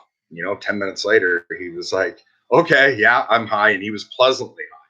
And the problem was he just tried to smoke too much weed every time he tried to smoke it because he was doing it out of habit. Some newbies to weed, all you need is one lungful or maybe two. And so I've known a lot of people who quit weed for a while, then go back. And yeah, you get panic attacks when you take way the fuck too much weed. That's even like in the studies of THC in labs, they've shown the effect of an overdose on THC is paranoia. you get a panic attack, and that you'll feel like something's medically wrong. You just suddenly feel, oh no, something's wrong. And like people have gone to the hospital before with nothing but you're too fucking high and having a panic attack, but you feel certain there's something wrong.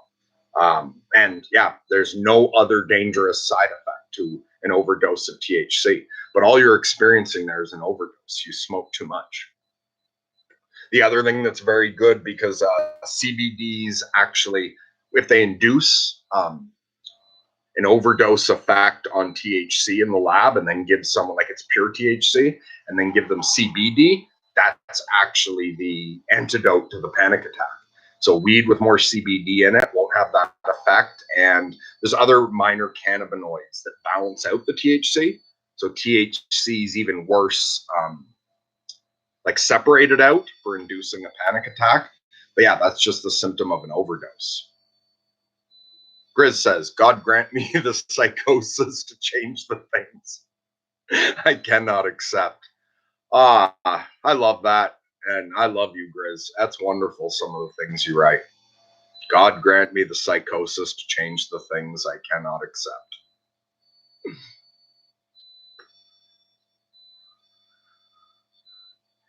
Okay, Longstone says, Merck, well cured probably means the more volatile cannabinoids have disappeared, oxidized. CBD acts as a regulator, THC depressant / pain relief. Yeah, absolutely. Actually, well cured weed, apparently within the trichome, if it's cured properly so that it's stored, at the right anaerobic environment and temperature and humidity, the THC actually continues to increase.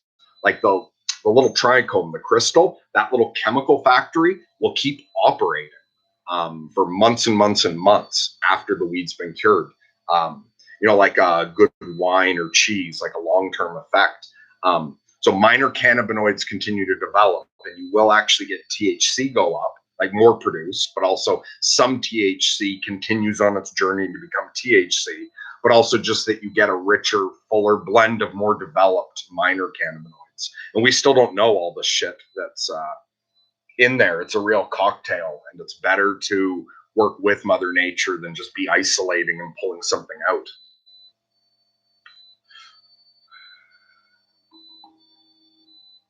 Levi says, make it go away. Yeah, I bet. I don't know what that's a response to. What do I do? Do I just jump down? Holy fuck, I've been an hour and a half already. Do I jump to the end, or I'm going to try to run through these all real quick and just not respond much. Also, I'm not sure what he was saying, make it go away to. So Dan says, yeah, it can be tricky at times. It often sends me into panic attacks too. I guess I've become accustomed to those panic attacks. Mastery is key. Equanimity when in depression. Notice the world around you is the same. It's the brain and perspective and mood making you see it worse. Value both mania, depression, mental states the same. Yeah, value both the manic and the depressive states the same. Absolutely. And that there is something to be grateful about everything. There's something depression can teach us. Griswold Hart, Dan, that's beautiful. Bruce, we are souls in an earth suit. Yes, we are. Levi, limitless. The pill that makes you use 100% of your brain feels like perfect mania, or like if you had 100% fluid control. I don't know. I come up with smart stuff when I'm hypomanic or just slightly elevated. Yeah, absolutely. Hypomanic or even manic states can make you very insightful. All sorts of connections start firing. Increased creativity. A lot of benefits to being a lunatic if you can learn to manage the condition. It's just like I think Grizz said in another stream, we don't have good models set forward for how to be a good crazy person. We have lots of good models for how to be a good sane person, but we don't have a lot of models for how to accept and work with it.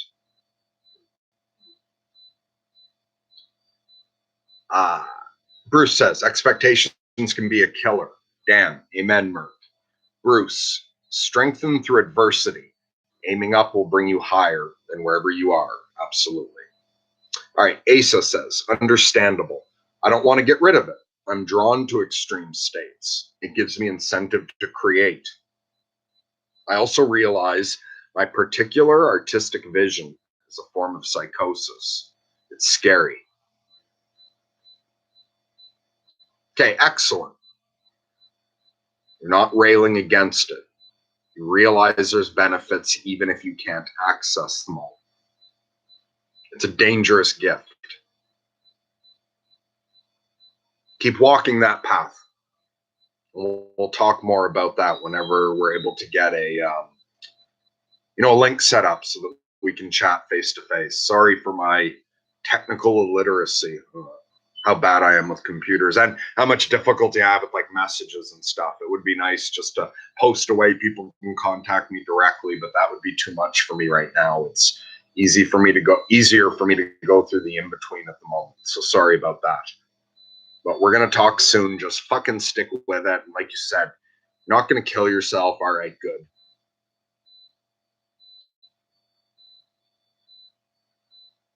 Sending you love and prayers.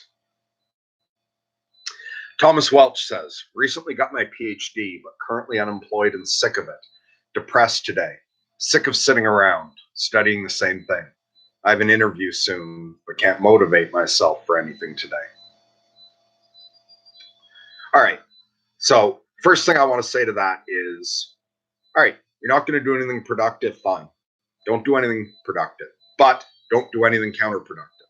Because it's another thing I've noticed a lot of people do is, okay, I should be studying. I should be looking for a job. I should be whatever. You've got your thing you should be doing. Don't feel up to doing it. You're too depressed, too much anxiety, whatever. You put all this pressure on yourself. Do something productive. Then you go, fuck, I can't do it. And the depression, anxiety, whatever pushes you to not feeling able to do it, plus all the shame and guilt associated from that, you switch from, okay, I'm not doing something good, so I'll do something bad. And then you find something that's on your list of things you shouldn't do. So like, and that I consider, like Peterson, you yourself know what's good or not for you. So, for me, smoking weed's fine. But for other people, Andrew on the channel worked for a long time to get off weed. If weed's not good for you, then I agree. You shouldn't do it. If eating junk food's not good for you, whatever these guilty pleasures you have are that you don't like in the long run, you and yourself have defined as not good.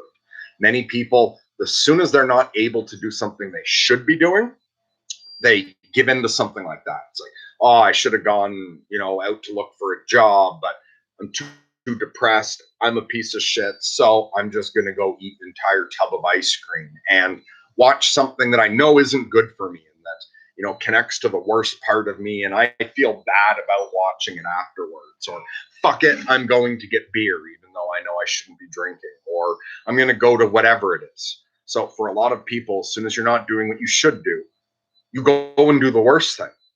Whereas instead, just fine, okay, you don't have it in you to be productive, just don't do anything that's bad for you. And there's so many other pleasurable things that are at least neutral. Or perhaps there's many other good things that you could do that you're not going to do because you're just focused and depressed. So, like, fuck it. I can't handle pushing forward today. I'm too depressed. So I'm just going to lie around and enjoy, listen to good music. I'm gonna meditate. I'm gonna, take a nap. I'm gonna fuck it. I'm gonna exercise. I'll feel better after that. Or I just want to lie here all day and binge watch something. Well, I'm at least gonna binge watch the old lectures of Maps of Meaning or the biblical series. Or I'm going to, watch something that I'm glad I watched afterwards. Or even if I'm going to watch, Planet Earth or whatever those awesome nature documentaries are. Or just, I'm going to watch a good movie, my favorite movie, and I'm going to watch it 3 times in a row while I sit and snack on, maybe nuts and vegetables. That at least you're not doing something you shouldn't be doing. So for some people, it's like I'm either going to go do what I don't want to do and I'm not going to do, or because I'm not doing the right thing, I'll do something wrong. So just don't make anything worse. And then see what can you make of this moment. Because also, You have an interview soon, and you're unemployed and fucking sick of it. Okay, I can understand that. You want to get to work, but also realize that once you get a job and you're really busy, you might look back and be like, fuck, I miss when I had nothing to do, Or is there anything you want to do before your job starts? So maybe also to mix it with positive visualization. Um, let's say you do get this job and it's going to be the right job for you and you're going to do this job for a long time. You've got the interview coming and it's going to be awesome. But be aware that that job's going to take up a bunch of time. So with the right job coming, what do you want to do before you get that job? Is there a couple books you've been meaning to read? It's nice now. Well, I guess depending what part of the world you're in. Do you like fishing, swimming, hiking? Or even, is there some awesome TV show you want to binge watch and you won't have time to once you've got a job, but you've got time to right now? Yeah, really visualize that you've got that job coming. And later you're going to have to take whatever steps. Like you're going to have to go to that interview. And if you don't get that one, maybe it's a different job. You'll have to look around a bit more. But let's assume that future you has that job. You don't have to worry about that. Just when it's time to do the interview, you'll do it. So knowing that future you's got a job that you're happy with, because you're not going to stop looking for a job until you're happy. And I don't mean you're going to actively constantly search, like you're going to stop all the time, but you're not going to give up in the overall journey. You're going to do it the days you feel able to. You're going to obviously only go to an interview a day you have an interview. What do you want to get done before you get that awesome job? Is there some repair you want to get done around the house? Is there some book you want to read? Is there some friend you want to spend time with? Levi says, when we exercise our bodies, give off a natural indigenous cannabinoid called anandamide, skate and bake. And Levi's smoking a joint right now. Good for you, if that's good for you. Yeah, you said it's good for you. Levi says, thinking about writing a song about colonizing Titan. Nice. Which Titan, though? Isn't there a Titan around both Jupiter and Saturn? Or am I wrong about that? I thought both Jupiter and Saturn had moons called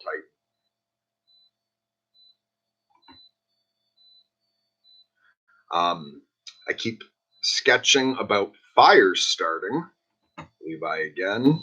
If I use too much and don't eat when I should, and my house is messy, entropy sometimes gets the best of me. Yeah, and me too. And I'm fucking bad for that. Like there is so much that needs to be cleaned up around my place. There's so many repairs around the house. Although then there's issues because I'm renting, and so how much should the repairs be me and how much should it be the landlord? And that gets complicated because originally I thought I was going to be buying this place. And so going to do home repairs and improve the place fucking starts this wheel in my head. Am I going to be able to find a way to live here? Or should I be thinking, like, even though my grandfather built this house, nobody but my family's here, should I give up on it and try to find somewhere else that I can slowly pay off over the years?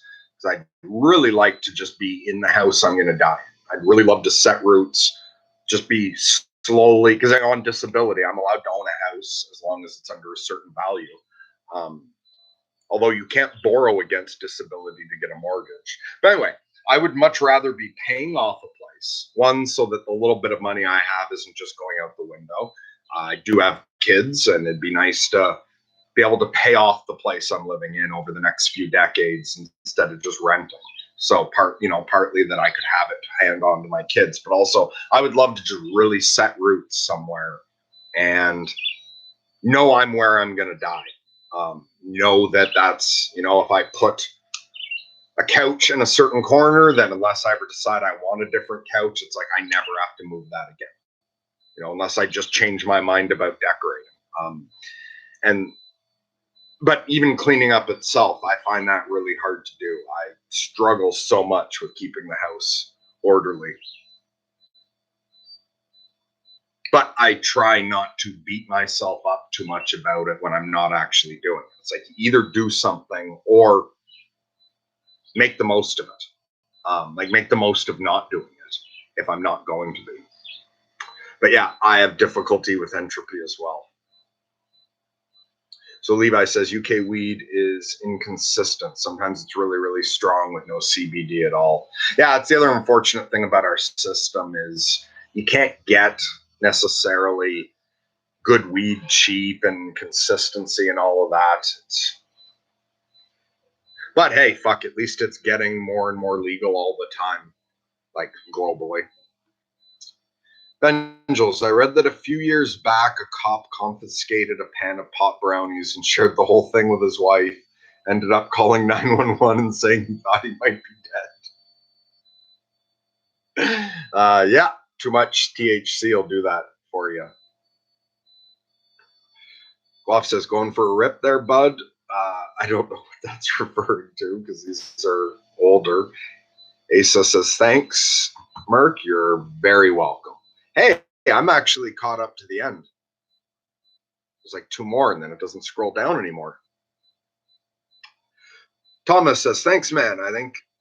I'll think carefully about what I shouldn't do and make sure I don't do them. Excellent. And try to do what I want now while I have the time. Awesome. Thanks again for giving me so much time. You're very welcome. And for, any of you out there, because sometimes people will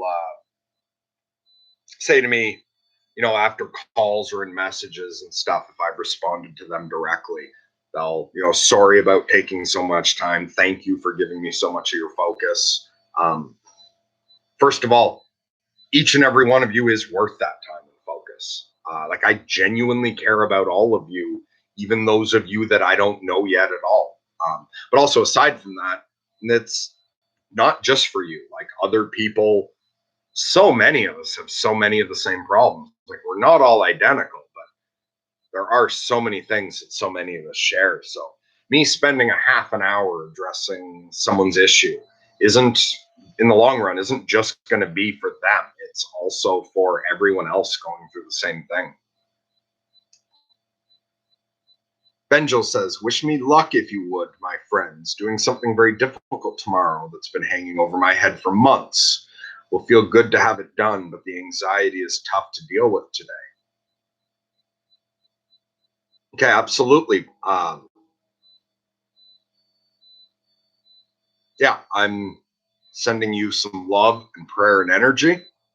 Like, good for you for like whatever the fuck this is. Something's been hanging over your head for months, and you're ready to face it now. That's fucking awesome. I did that a couple months ago, like when I was using up this energy that I drained out of the summer. Like both while working on the channel, I pushed really hard in the house for a while. I got a whole pickup truck just crammed full of junk out to the dump couple months back. And one thing I did that I'd been putting off for like, I think almost 2 years or definitely over a year. So there's a problem with my shower. It was getting colder and colder, less and less hot was coming through. But I put it off and put off dealing with it because, it's that unspecified chaos. I didn't know how much difficulty there would be when we go to fix that. Is it some problem in the walls that we're going to have workers, fucking strangers in the house coming in? Is it something me and my dad can fix? Is it going to be expensive? Is it going to be easy? Do we have to talk to the landlord about it? Because if it is expensive, should I be paying for it? But finally this year, I was like, fuck it. I'm going to deal with this because it was getting cold. Like all last winter, my shower, like not that it was pure cold. There was a little of the hot was getting through, but it was cool. Like you wouldn't call it ice cold, but it was definitely cool. And with this house heated off a wood stove, the bathroom's cold enough to begin with. My showers were miserable all reason. And turns out for no fucking reason. When I finally, a couple months back, said to my dad, the shower's getting really bad. Can we take a look at it? Because I don't know how to do shit. But my dad's great at repairs and stuff. And so my dad finally came and looked at it, and me and him were able to fix it. Like he had to go get some fucking part that just fit into the handle. It was like the valve inside, a problem with that. The part only cost me $20. So it wasn't a big deal. We didn't need anyone else. I didn't have to worry about, do I pay for it or the landlord? Like fucking $20. My dad coming over again the next day. It took us 20 minutes to fix it. And then my first hot shower was so fucking amazing. Yeah, I can have hot showers now. It's wonderful. So that's great. I know you're going to have a lot of, you might have some anxiety that's tough to deal with today building up to that, but whatever the fuck it is, we're behind you. Go fucking do it, man. And I'm really looking forward to hearing how you feel after it's done. Grizz says, well then, allow me to remind you the full moon is tomorrow on my calendar. Yes, I am aware of that. I have noticed that the moon was almost full recently. And yeah, tomorrow at midnight, I'll be here. Bruce says, thanks, Merc. You're welcome. Dan says, very grateful having you there on this journey with us, Merc. And I may be sounding like Don Quixote, but it's an honor. It's an honor to have all of you join this. And humbling that so many of you have decided to actively join this community and follow along with everything me and Ryan are doing. Now, I've been on for almost 2 hours. I still don't have anything particular to say, but the comments have caused me to ramble quite extensively, and I'm sure that would continue to happen if we keep going. And yeah, I'm fine with that right now if everyone else wants to stick around, but I've got to go take a piss and grab another coffee. So it's up to you guys. Do we call this a day because it's almost 2 hours, or do you guys want to wait a couple minutes until I get back? So I will just go by the first comment that comes up. Someone says this is long enough because yeah, we'll all see each other, or anyone who wants to can join us tomorrow night at midnight. I will be on. Or do any of you want to keep hanging around? So someone either say, call it a day, see you next time, or say, come back, I want to hang out more.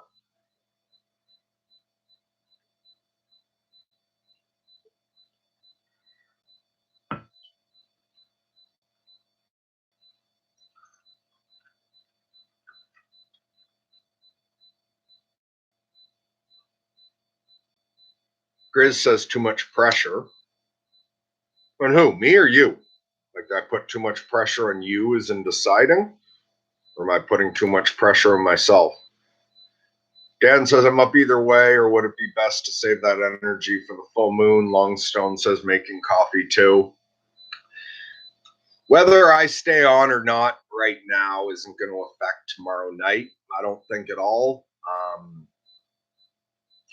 I talked to my wife before I went live. That was only 2 hours ago. And yeah, her and the kids don't need me for the next while. I have some things I might need to do later, but I have no problem. It won't interfere with my day if I take another hour, and it won't affect the stream. So Levi says, was just rolling a cigarette, can talk for a bit longer is fine. Yes, on me, come back and we'll figure it out together. And Thomas says, you already helped at least one person. Okay, awesome. So I'll be back in a minute. I'm going to go grab a coffee and rock a piss. And I think, yeah, so anyone else who needs to go take a piss break or get a beverage or anything, we'll meet back here in a couple minutes. In the meantime, you can stare at the tree.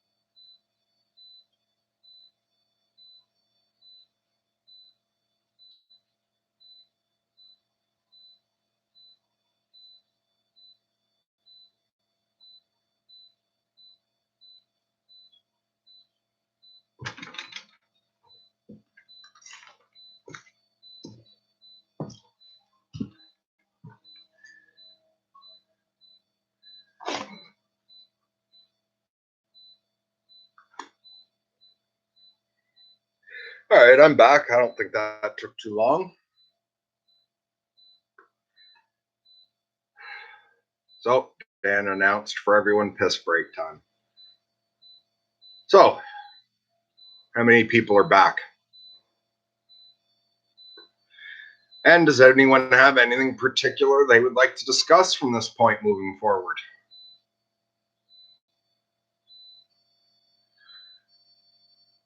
I found for me that was a little surreal. While I was taking a piss, I just sort of paid attention to the moment. I wasn't pressuring myself to rush back or anything. And I realized how strange it was to be relieving myself while I knew the computer was sitting here, connected live, and knowing people were waiting for me to come back because I'm doing a live stream that's already been going on for almost 2 hours.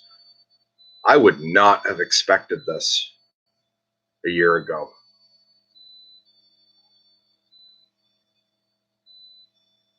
Strange world. And Peterson always talks about you have to aim at something or it won't happen. There's also a sort of aiming without picking a destination. And then it's just amazing what does happen without you aiming at it. Such a weird thing that brought me and Ryan and all of you together.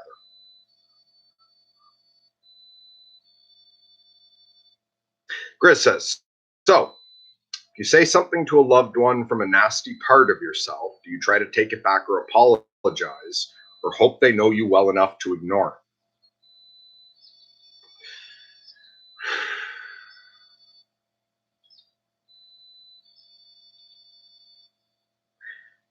Okay, first, I wouldn't apologize for anything you're not sorry about. If you're sorry, I would apologize. So it's hard to take things back, but sometimes what you can do is explain. Like to point out to something that came, or point out to someone that came from a nasty part of yourself, not from yourself overall. Like that you yourself, your true self, your soul doesn't believe that. That was the bitchy little, depressed or anxious or angry part of me. When I get that, I get to explain, you know, that wasn't my better self. That was, let them know what part it came from. I'm actually a pretty fucked up person. And when I get feeling bad and, in this particular way, I lash out at people I love. And I know I said this, and this, but that was coming from a dark place. That's not how I really feel about you overall. And here's how this good part of me feels about you. So I'm sorry about that.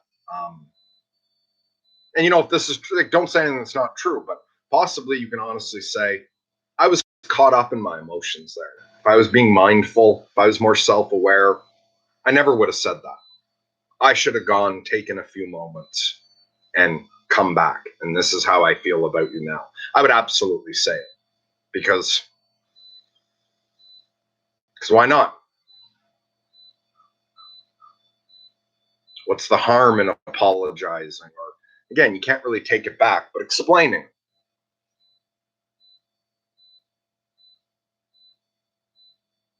Longstone says, when did you read the Kabbalion? Well, I didn't read it. I listened to the audio more than once. And I really liked it. And I know like it's not as old as it pretends to be, possible. Or am I mixing that up with something else? But anyway, yeah, I liked the Kabbalion. I listened to the whole thing more than once. When did I first come across it? A couple years ago.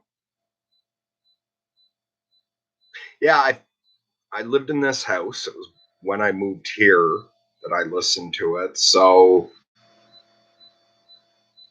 under 5 years. So between 3 and 5 years ago is when I listened to the Kabbalion. I liked it. I found it useful to think on. James says, hey, Mark, just coming on. Good to see you. Well, good to see you, James. So, see, it's great that we decided to just take a piss break and come back because now James has joined us. And if we hadn't done that, we wouldn't have gotten to hear from him today. So, Good to see you. How you doing? Chris says, if you pee during a live stream, is it a live stream squared? I suppose it is. Another thing I was wondering while I was taking that piss break was, what's the longest anyone's ever streamed? Um, I think we're getting close to the longest I've ever gone on. I don't think I've ever done more than 2.5 hours. But like, is that something someone has the record for? What's the longest someone's ever done a live stream straight?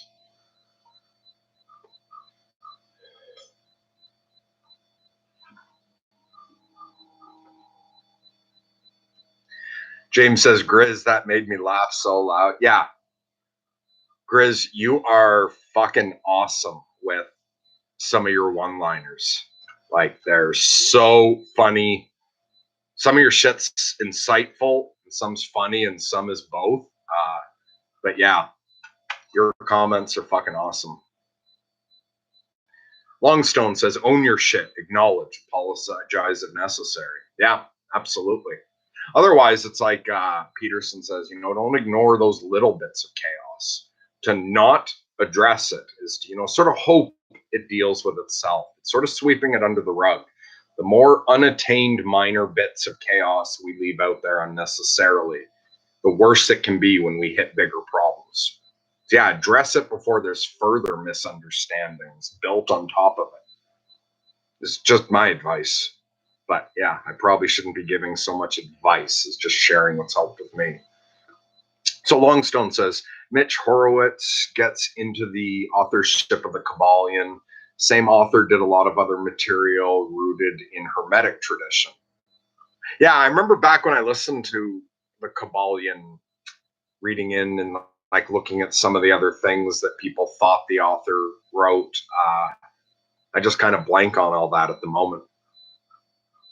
James says, I'm doing well, busy these days because of summer teaching, but that's not always a bad thing. Okay, cool.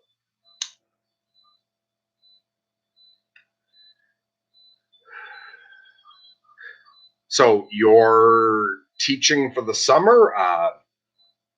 Like, I assume then you're teaching math? Levi says, there's a bloke that goes around stealing everyone's urine, takes the piss. Grizz says, I've seen 8-hour ones. That's when YouTube cuts you off.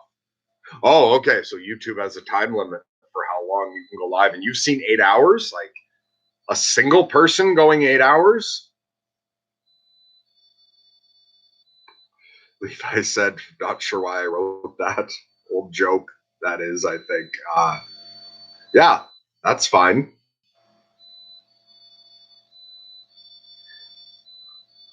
Cryptomnesia makes it hard to own jokes? Cryptomnesia.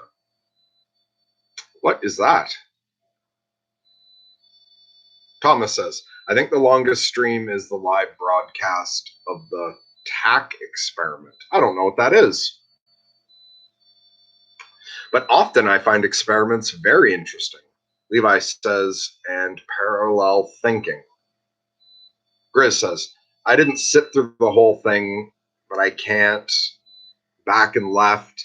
He had guests on and off throughout. Okay. And James says, yep, I'm teaching an introductory statistics class. I've been thinking about something I heard John Vervaeke say in one of his lectures, which is that you do not transcend something by negating it. Interesting.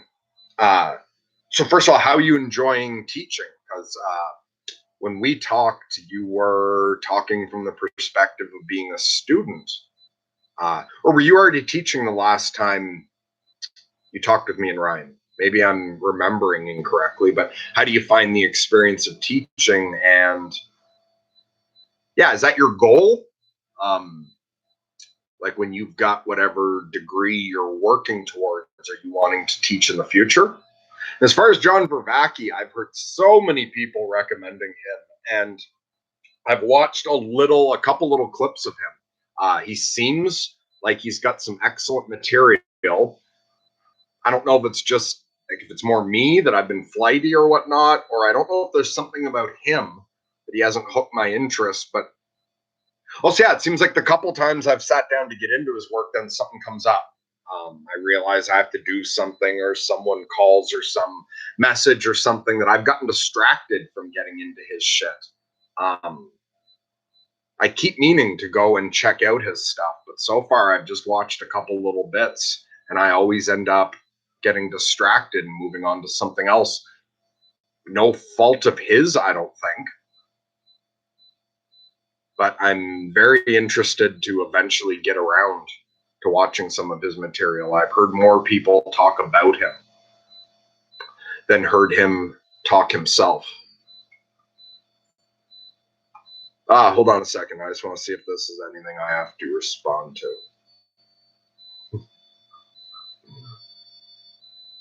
No, I can respond later.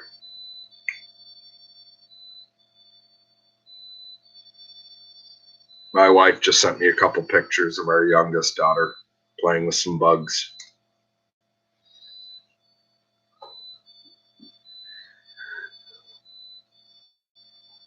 Levi says, cryptomnesia is where you see another person come up with an idea and forget then you think of it yourself and think you came up with it, plagues the comedy scene. Yeah, okay. I get the phenomenon you mean. Sometimes like, wait, did I think of that or did I get that from somewhere else? But ultimately, who cares? If you hear something, forget you heard it, and then one day it pops up and actually makes sense to you and you accidentally take credit for it. Who gives a shit? We're not our thoughts. Perhaps we don't even own our own thoughts. Who knows where they come from? James says, I don't care much for the lecturing, but I enjoy working with students. I haven't figured out if that's what I want to do when I finish my degree. That's definitely a possibility. Okay, cool. Well, I'm glad that you enjoy working with the students. What is it about the lecturing you don't enjoy? Is it that you don't like being in front of that many people, or you just find it boring to go over something you already know?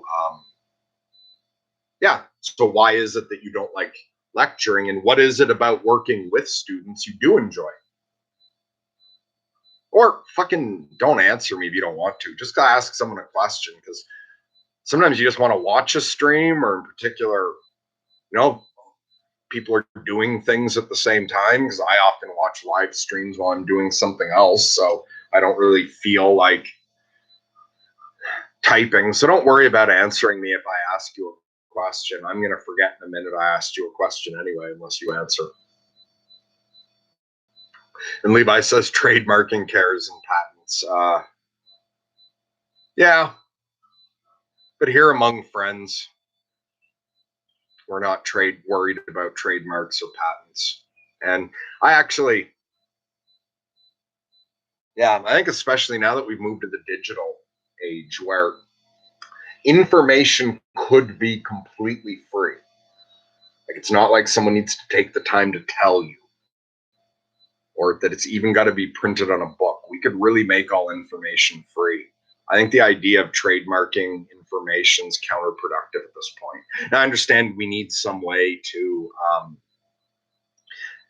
financially support the thinkers and the artists producing the intellectual material. Like, I understand there's a need for that, and I don't understand economics overall. So maybe the system's better than anything I could come up with. I'm not trying to come up with something better.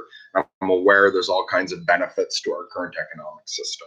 But one downside is we haven't gotten past owning information. And if we could, I think we'd move further at this point. Like imagine you took it really far back. At one point, the knowledge of how to use fire, somebody developed. And imagine we allowed a copyright on that, where everyone using fire has to pay some sort of dividend to the descendants of the people that figured it out. We can see how counterproductive that would be.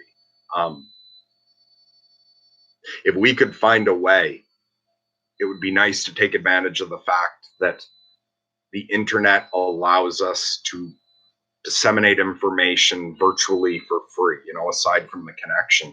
It would be great if we could just get to where, okay, fuck it, all intellectual material and all art that can be put on the digital space is just freely accessible so that everyone can get the most use from it possible. And that whether it's, like Sam Harris's model of donations or universal basic income or some fucking thing, it'd be nice if people could provide content and still get access to what they need in life without having to worry about restricting people's access to it. I'd really like to see just information flow as freely as possible if we could find a way to do that. James says, John used the Buddha's story of going from the palace to a life, depriving himself and his subsequent enlightenment as an example. Okay, yes, I'd heard that about John Vervaeke, that he talked about Buddhism in the meaning crisis, which is something I find very interesting. So I'm not fully sure why I haven't gotten around to watching more of his shit yet. Levi, and I believe this is about thoughts, says they come to us like signals to the TV. Yeah, if the signal's being put out there, why is it the first antenna who writes it down and slaps copyright gets to own it? Or remember when The Apprentice was on? Did at one point Donald Trump trademark "You're fired"? And I never watched the show The Apprentice, but I think I heard other people making jokes about not being allowed to use the term "you're fired" because Trump had trademarked it. Although maybe that was all entirely a joke and he didn't really. But anyway, if he ever did, that's an example of someone's going to take two words that people have been saying for a long time and slap a trademark on that. Strange.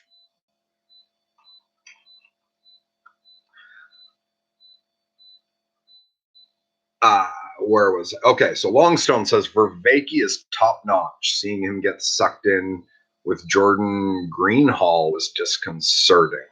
I don't know who Jordan Greenhall is. Also, isn't Vervaeke a Canuck? He's in Toronto, the same as Peterson, if I'm not mistaken, or am I mixing him up with someone else? Yeah, I definitely want to check out Vervaeke. I don't know who Jordan Greenhall is or why that would be disconcerting. Well, that name seems to ring a bell, like I've heard it before, but I'm not placing. Then Longstone says open source and copyleft, like talking about ways to distribute information. James says, I think I just don't like standing in front of a room and talking, but helping students get a better understanding, especially in a one-on-one or small group setting, is always good. Yeah, that's what I got the feeling with you, is you just didn't like being up in front of the group of people talking. Just from the couple times we've talked, I got the sense that you like that interactive, one-on-one or very small group. So notice that about yourself, and if you get offered a job one day that pays great and involves a lot of lecturing, notice that'll be the expense. So if you don't like lecturing, it doesn't feel good to the soul, I would be wary of taking on anything that involves too much lecturing. Or you can completely ignore that and push yourself to develop an ability that doesn't come naturally to you. There's always that method as well.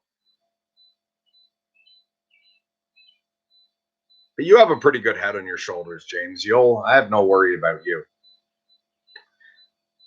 You'll find your spot. Levi says we didn't invent fire. Fire invented us because ancient man came about from cooked meat, right? Yeah, no, I get what you mean.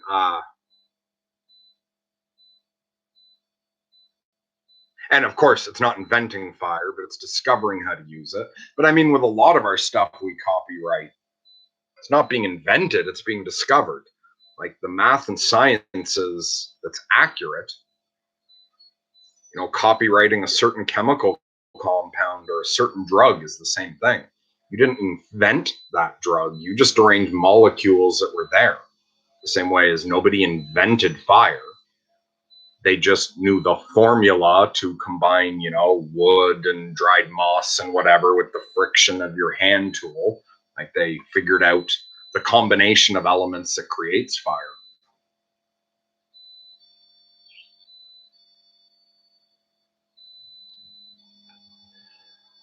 Yeah, I get what you mean about some people think like the reason we've got such a big brain and like are able to advance the way we have is by cooking our food so that we could get more nutrition out of it, and then we didn't need as big a jaw, and so our brain could be bigger and all of that. So yeah, was the use of fire discovered before you would consider us, human, what we are now? Were we born of the discovery of the ape previous to us? Yeah, so I'm not sure whether you would think of it as man discovered fire or not, or did a previous form of our evolution discover the fire? And we arose from the cooked food. Longstone says copyright was extended plus 25 years past creator's life thanks to Disney. Should have been shortened to 5 to 10 years. Yeah, absolutely. And I know what you're talking about. So I don't remember what the year used to be, but it used to be something like after X number of years that a person died, all of their work becomes public property. And I think it was when the time was coming up, whether it was 50 years or whether it was 25, whatever it originally was, fucking Disney went to court to be able to maintain ownership of Mickey Mouse longer. And yeah, I agree with Longstone. It's fucking bullshit. As much as you can say, I created this character, especially for fucking Disney, like how much of their shit is just based on way older stuff. And even if you want to say, oh, okay, I'm not basing this on previous characters. I've invented this all myself. It's not worth a fucking thing without the arrest of culture around it. When you look at especially things like Star Wars and Mickey Mouse, all of culture has participated. Like that's been so universally affected. The number of people who've worked on it and how they were affected by everything, everyone going and watching it and the feedback and all of that. I think it's damaging to own shit too long like that. Levi says Paris Hilton tried to copyright That's Hot. Wow. On the other hand, I can also understand, especially if you're, yeah, no, fuck, whether you're alive or not, I can understand like wanting to keep something pure. Like, hey, this is my character. You can't go and change him into other things. I can understand that level. Oh, still, someone else wants to write a fucking story with Mickey Mouse in it. Anyway.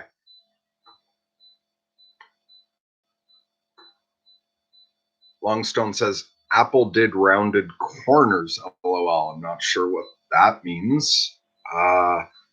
Thomas, sorry, did try to do it with Let's Play. Copywriting. Or, not sorry, Sony did try to do it with Let's Play. They tried to copyright that. Wow. And Longstone says, yes, Vervaeke is at U of T. I lived in Toronto for, I don't know, 5 or 6 years or something.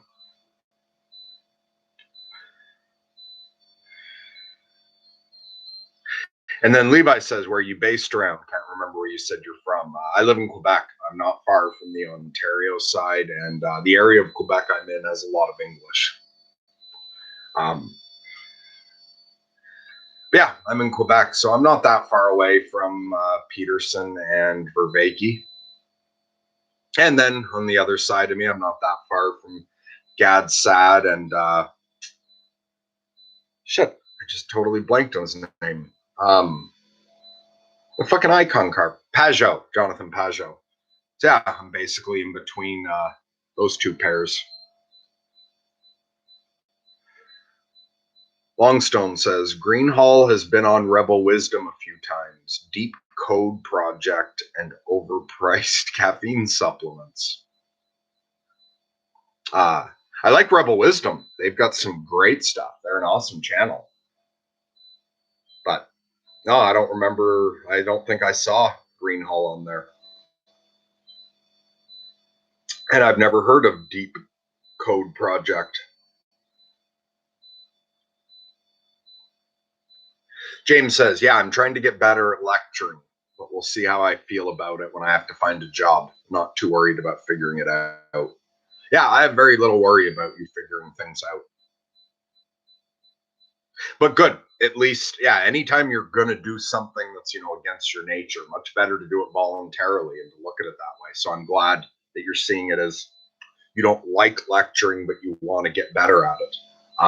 Because again, as much as sometimes I say, if you're a certain way, adapt your life around it. There's also times to push yourself as well. Like for me, I find the going live every full moon has been really stressful for me so far. Like that scheduling and the responsibility.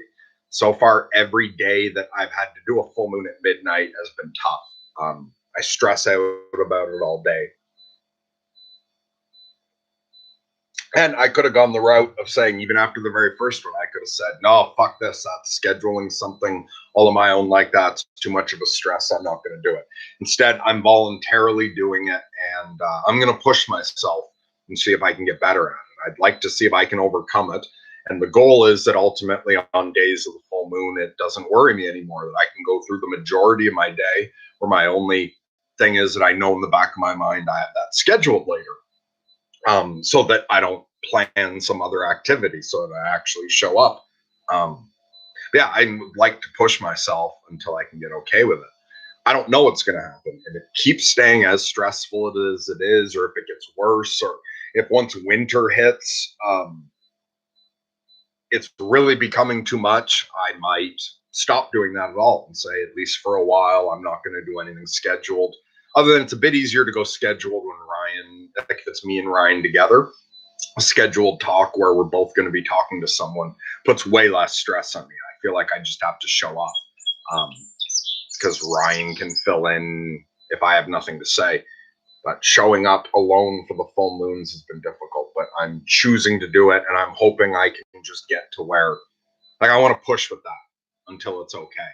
And then see if maybe even in the future I can schedule more.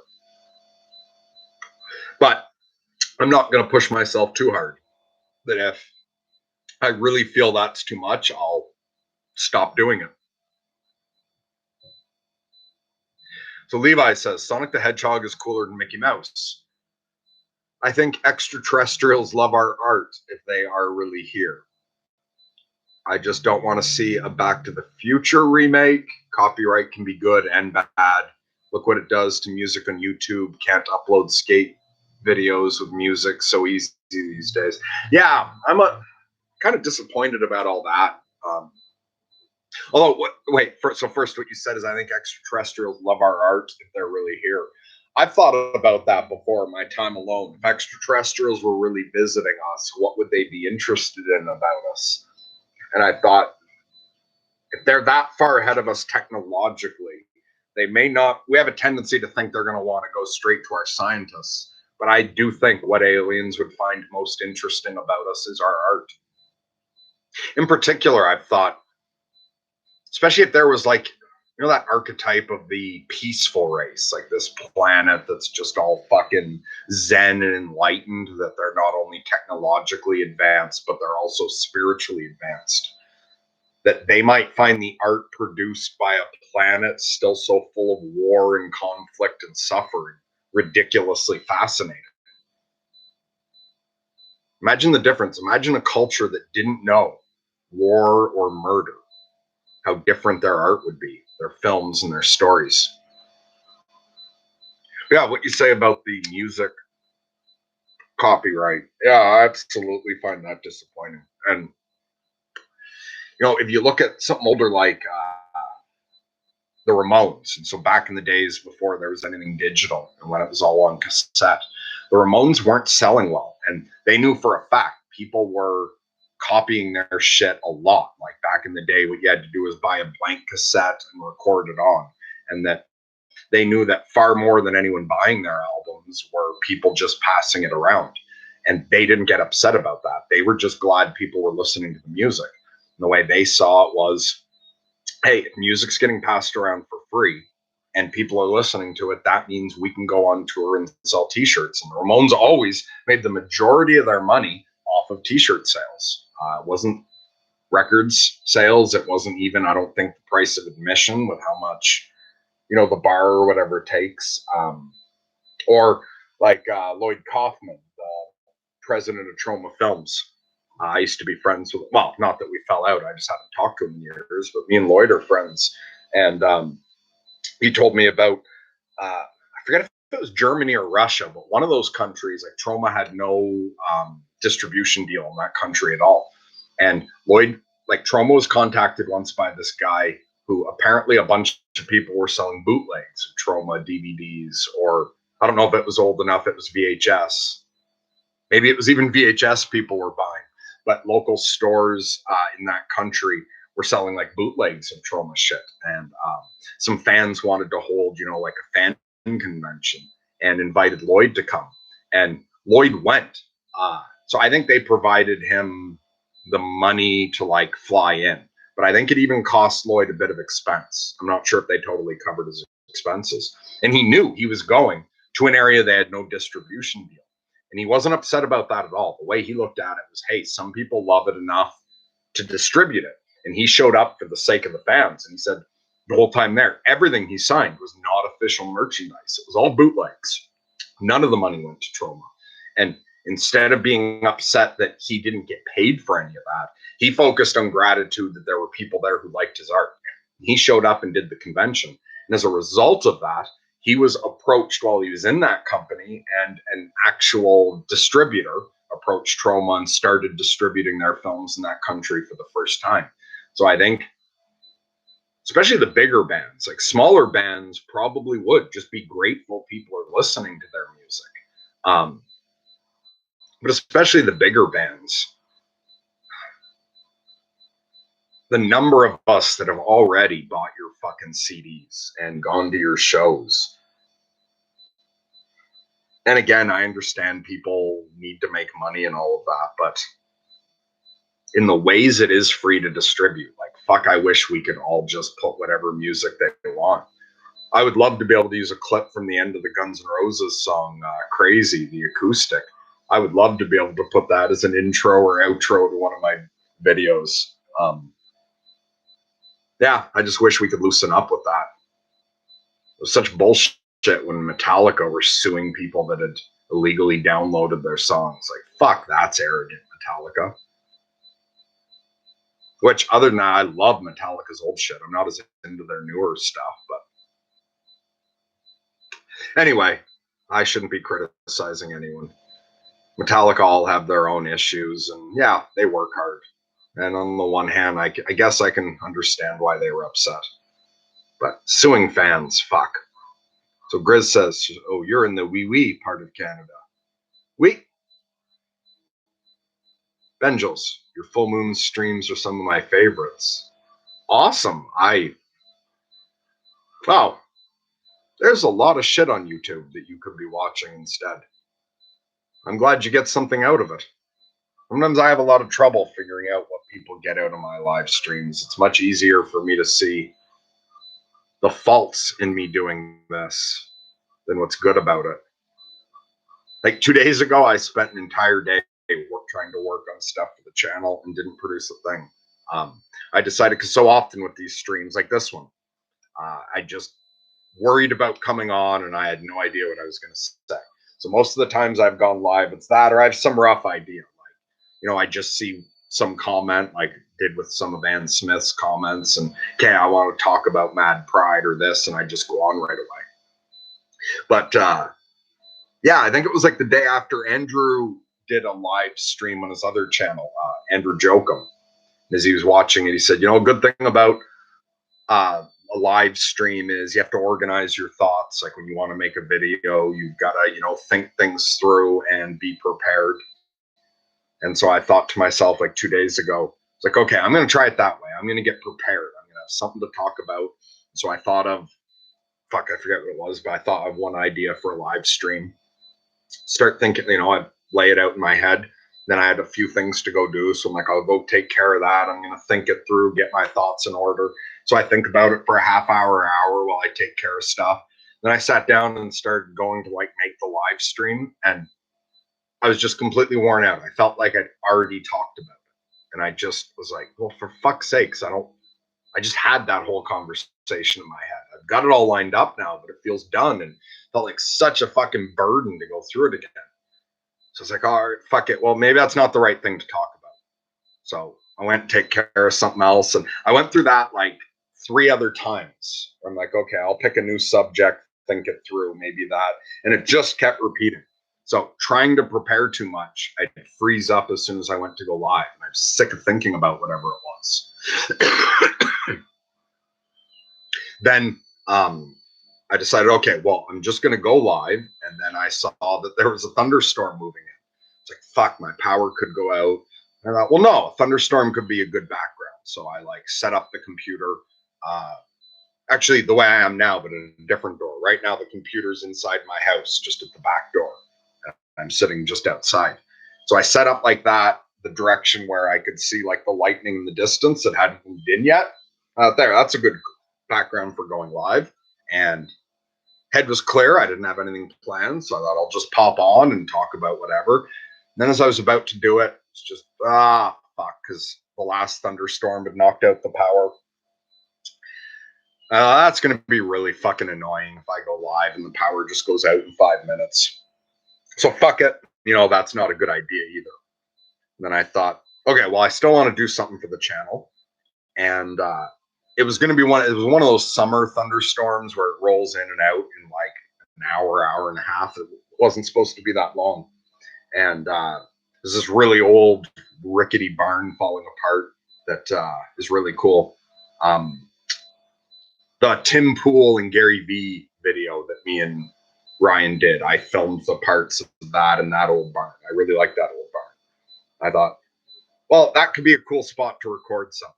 So the way Russell Brand is like lightly putting out all these 4 to 7 minute videos, I thought, yeah, what I'll do at this time is computer's charged. It'll have 2 hours. I'm going to go into the barn before it starts raining, find a spot. You know, the rain comes through all over the place. I'll find a spot where I'm not getting rained on, and I'll try recording some short videos. And I was trying to do it where it would need no editing or anything because Ryan's busy right now, and I don't know how to edit a fucking thing. I can go live, and I can just record something on my computer. And so I thought, I'm going to try to get something just right. So there's no editing. I'm going to try to do some little short clip. And went into the barn, rode out the storm, and then even stayed past the storm till the battery died. And just got caught up in over perfectionist. Like, I'd record a 5 minute thing on something, and then that wasn't good enough. I'd try it again. I'd so many times get a minute or two into something, stumble on a word or something, and restart. At the end of the night, I had, a bunch of them were incomplete, but I had a bunch of complete ones. And then at the end of the night, I was overtired, in the wrong headspace, and I decided to look through them to see if any of them were good enough to upload. And just all I saw were the problems with each of them. Watch one, I was like, God, could have described that better, could have done that better, could have done that better. And I just deleted them all. Next day, I thought, fuck, I should have kept that. Maybe some of them were good enough. Even one of them might have been good enough on its own if I went through it in a better frame of mind. Or maybe if none of them were good enough on their own, I should have kept them anyway. And maybe later, if Ryan feels like doing editing, we could have salvaged something. Because there was some neat, I'm overcritical of myself, but setting that aside, there were some interesting moments given that there was a thunderstorm roaring around that old barn. But yeah, I just burned up the whole day trying to work on the channel 2 days ago and produced absolutely nothing. Because at the end of the day, the bits I had, I just deleted them all.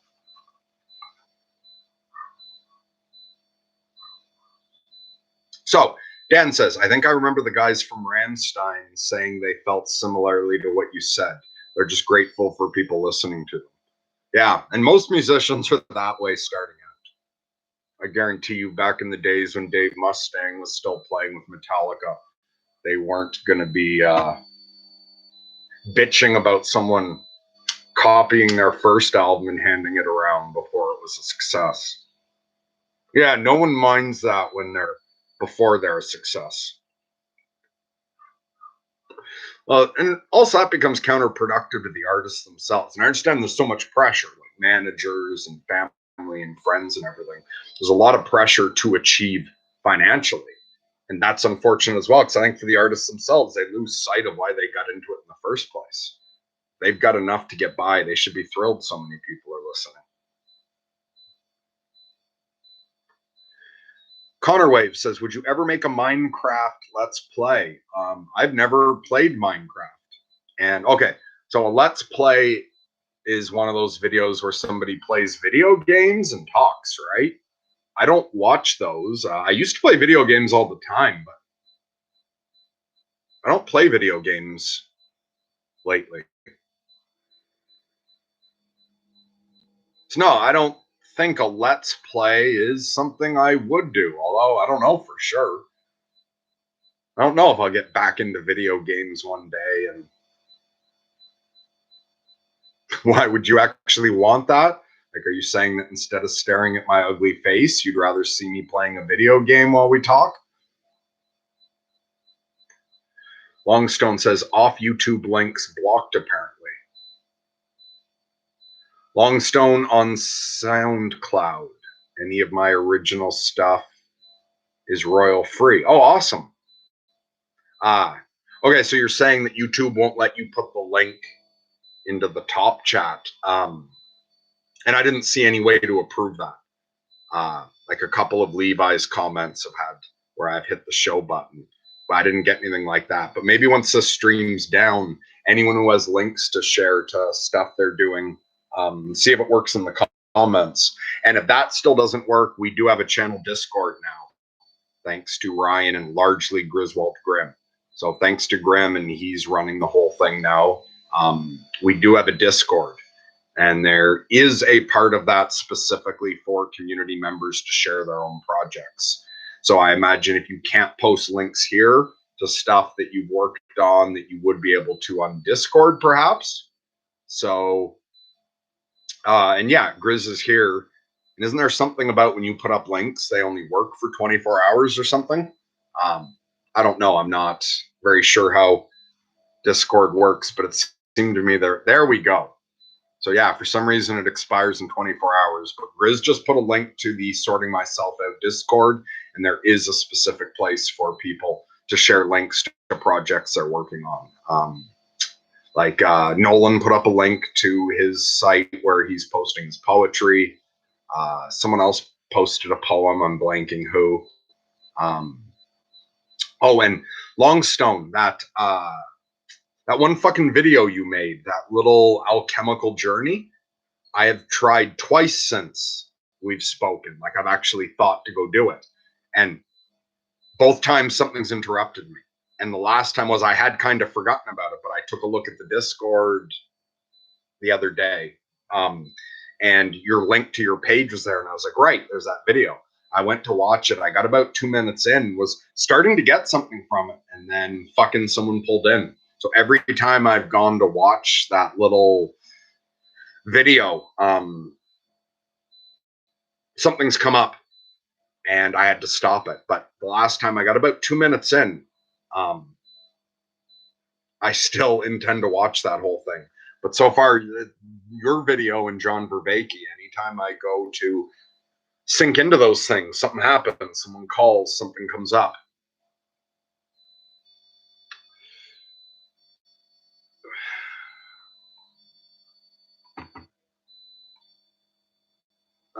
Okay, so Levi says Russell Brand is a hero.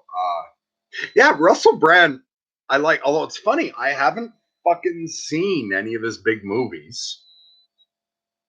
Like back before he got all fucking hippie or wherever he is now, I really knew nothing about him. And I don't know if I've ever watched one of his comedy routines or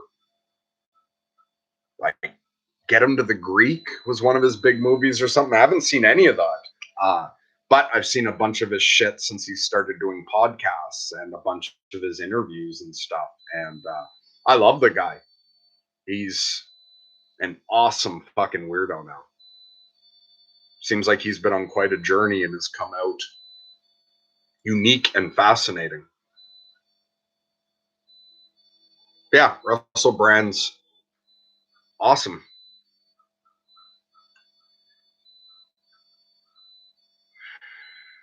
Dan says, thank you, Longstone. Levi says, I spent all day yesterday making a video about what would happen if you were to storm the gates of Area 51 using the game Grand Theft Auto. It's on my channel if anyone's interested. It's kind of funny. Okay, cool. I would say I will check that out, but like, to be honest, I'm pretty fucking flighty and all over the place. I might forget about it and I might check it out.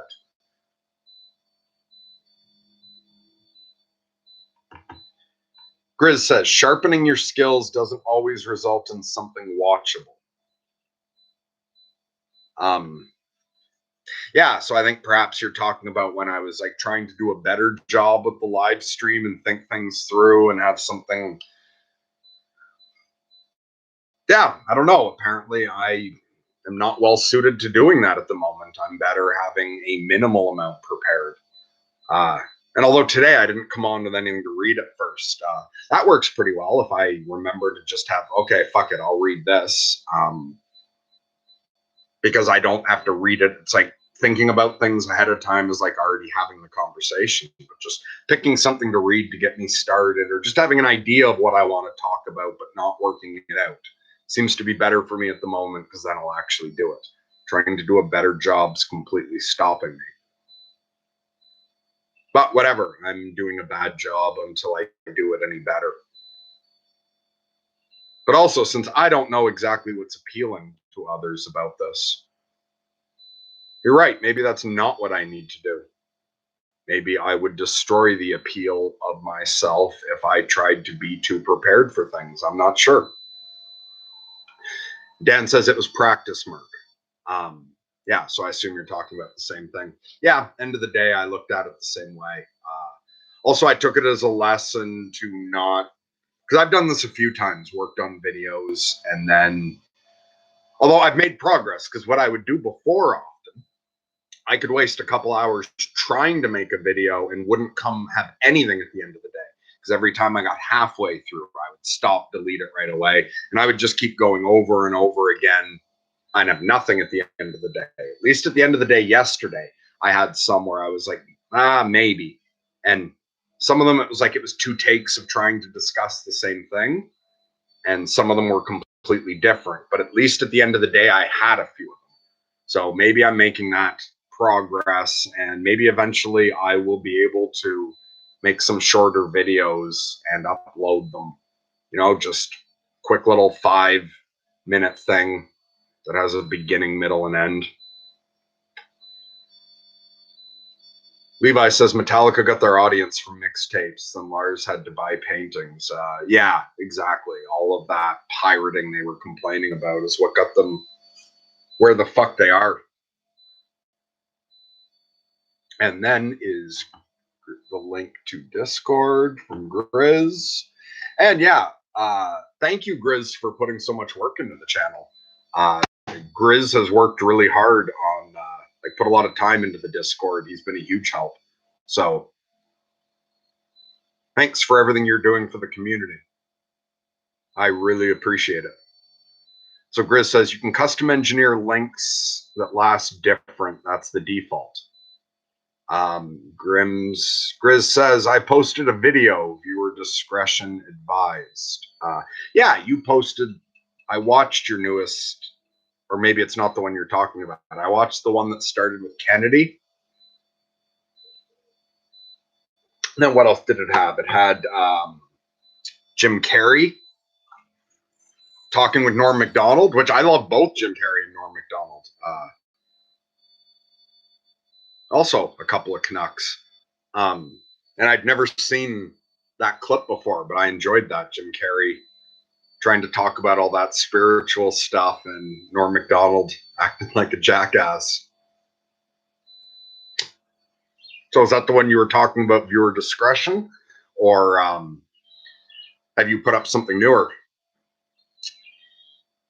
Carol says just the letter P. I don't know what that means, but hi, Carol. Longstone says shit happens. The Shadow Gate is a playlist, 3 actually, about an hour long. There's also an interview I did with Andrew Sweeney. Can't remember if that's part of the Sefer Eben or a standalone. Oh, okay. Maybe I haven't seen everything that you have posted. But for some reason, the last couple times I've tried to look into your stuff, something comes up. Someone pulls in, I get a phone call, something happens. So I guess it just hasn't been the right time yet. But when the stars align, I intend to look into that more.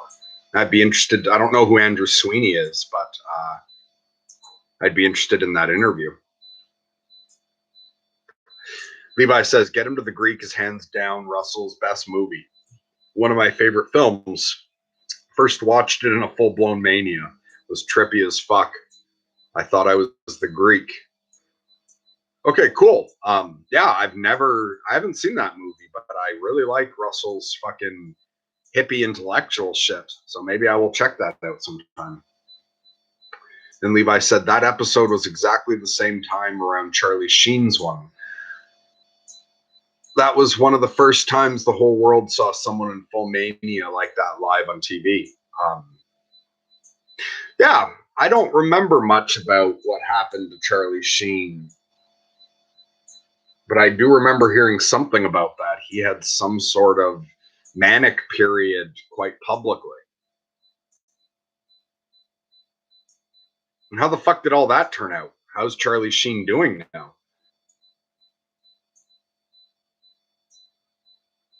So Grizz says, I've been doing clip collages lately. Awesome. So anyone who's interested, go check that out. Ben Jules said, gotta run, guys. Love you all. We love you too. Thanks for stopping by. And Grizz says, that's the latest. The links to where I got the clips are in the description, but just the watch part of the links.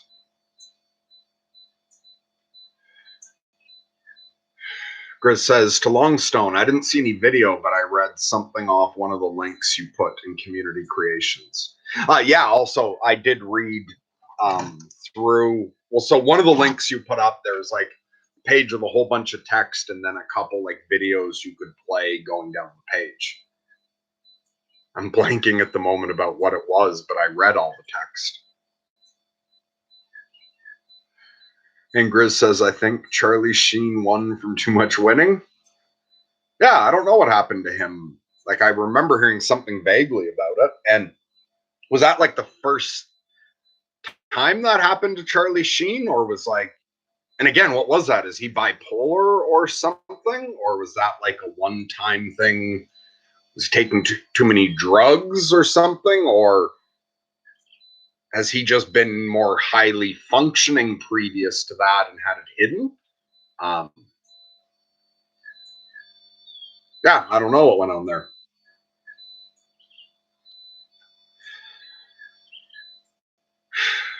So, anyone have anything else to say? We're almost at 3 hours, and that's probably more than long enough. But I'll stick around for a couple more minutes. I'm caught up. And anyone have anything else they want to discuss before we call it a day?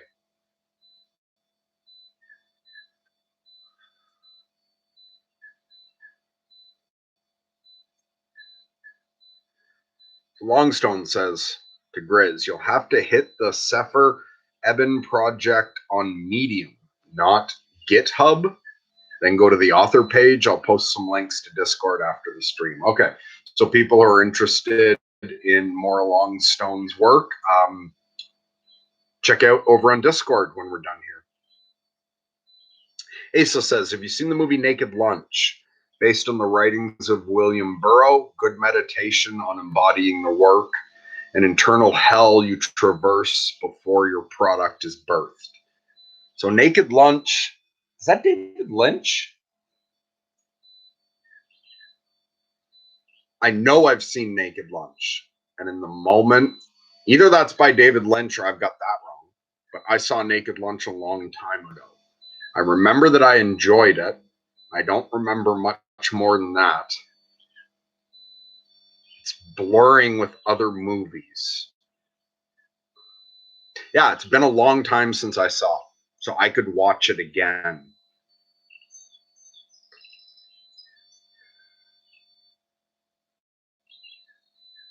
Oh, no, David Cronenberg, not David Lynch. Okay, Grizz is filling us in. Naked Lunch is a 1991 drama film co-written and directed by David Cronenberg. Yeah, I saw it, but I saw it a long time ago. And yeah, you're right. I was thinking of Cronenberg and said David Lynch. And so, since you're still with us, Asa, how are you feeling now? Did spending time with us help? Did it help just to be able to be open about the fact that you were feeling like shit? To be able to say I'm depressed and not have it scare us all off? I'm glad I did decide to go live today since you were having such a hard time. And yeah, we'll try to talk soon, but did it sink in for you that everyone here cares?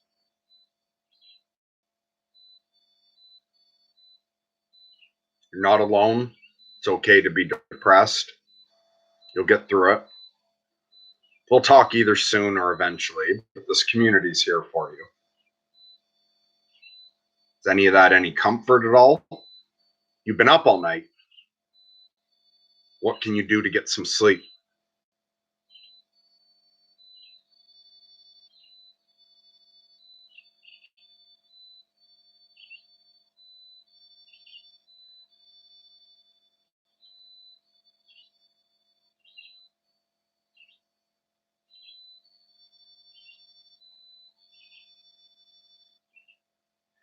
Grizz says, thanks for streaming. Well, you're welcome, Grizz, but fuck, thanks for everything you do. Thanks for showing up. Like, do you miss any fucking live streams? Like, thanks for showing up and moderating. Thanks for everything you've done with Discord. And thanks for the encouragement from the beginning, man, because like there were a few people that offered me encouragement right from the first live stream I did with Andrew, but yours really stood out right from the beginning. I can remember you when Andrew took everything down. You reached out to Andrew and asked if you could mirror that content. And like, yeah, Andrew doesn't want those up now, but I remember you saying I should start my own YouTube channel and, you know, some other positive comments. But it really stuck out, even like later in the winter when it had been a long time since Andrew had taken down the podcast. When he was talking to me about giving the channel to me, because he talked long before he decided to give it to both me and Ryan. He had talked to, he played around with the idea of just asking me to take it over. And the fact that you thought the content was valuable enough that you wanted to put it up on your own channel made a big difference to me. Like that stuck with me. And you're a significant part of the reason. I see your next comment. You're particularly powerful part of the reason I'm doing this. I see you wrote, let's not draw attention to how much free time I have. Well, why not? What's wrong with having so much free time? Is this based on some definition of success? Okay, so Levi says it's good to talk. Absolutely. And thanks for joining us, Levi. Thanks for participating so much. Dan says, so lucky to be part of this little community. Absolutely. Love that you're here as well. And Asa says, feeling calmer. Your support is appreciated, but has no effect in changing when it's this acute. Okay, good. At least you're feeling calmer. Hey, look at that. A mosquito landed right on the camera. So that's what that blur is. There's a mosquito trying to figure out who I'm talking to. He's stupid. He thinks that camera's a little window to see the rest of you.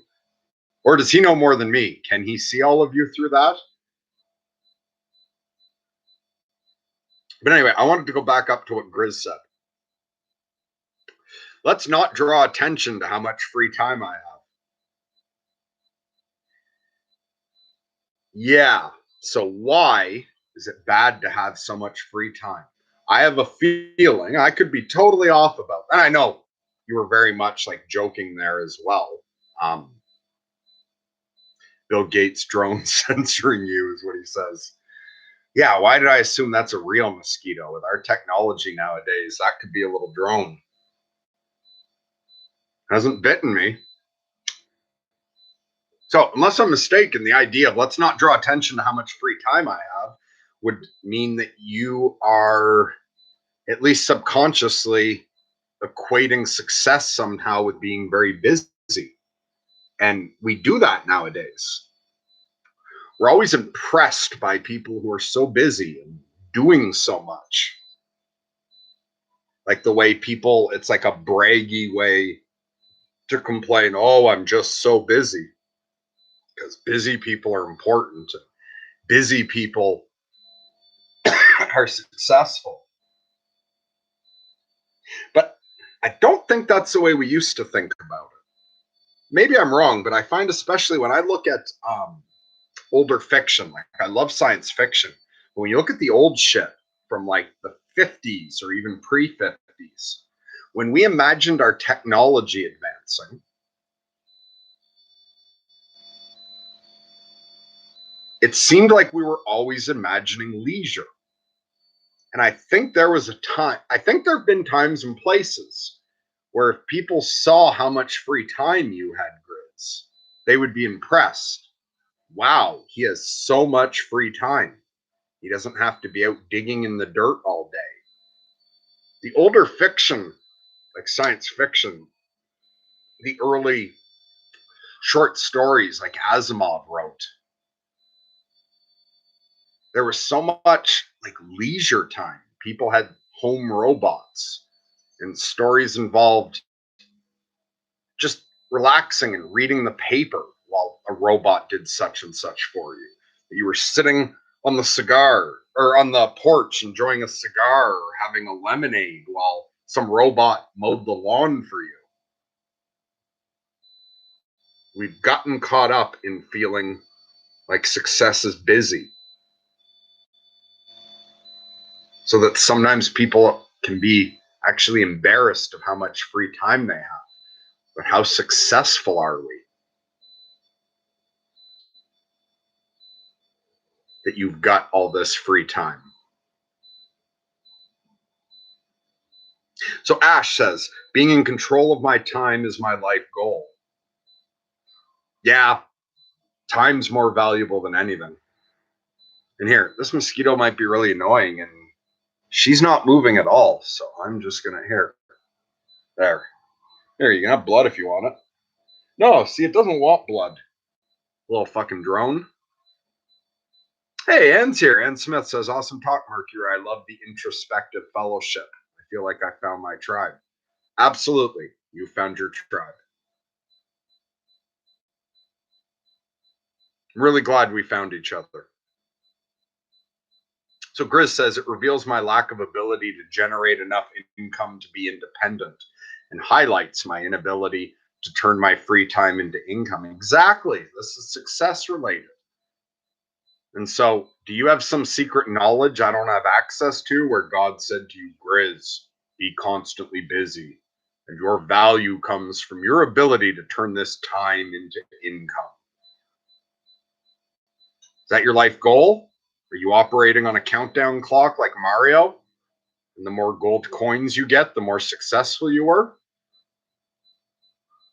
Who says that the best way to live a life is to generate the maximum amount of income per time unit? Like, which one of the Greeks said an unexamined life is not worth living? How many great men have thought that the one most precious thing there is time to be introspective? time to contemplate.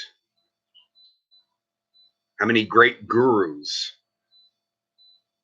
spend all their spend so much time practicing meditation, or even gurus that practice lucid dreaming so that they can meditate while they're asleep.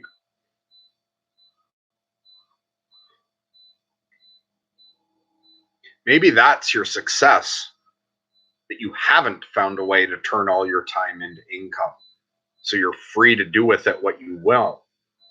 I get it. You're not doing with your time everything you would like to.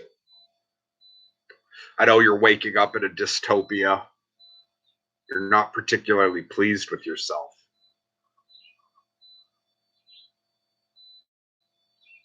Let's see. So Grizz says, so I'll keep this much time so long as I continue to avoid meditating. Perhaps. But so many people have the opposite fucking problem with you, man. There's so many people you would look at as successful. They've got the beautiful partner and wonderful kids and fantastic job, and they're part of the local, I don't know, fucking whatever social club. And they're constantly doing important things. How many of them would just love to have all the free time you have?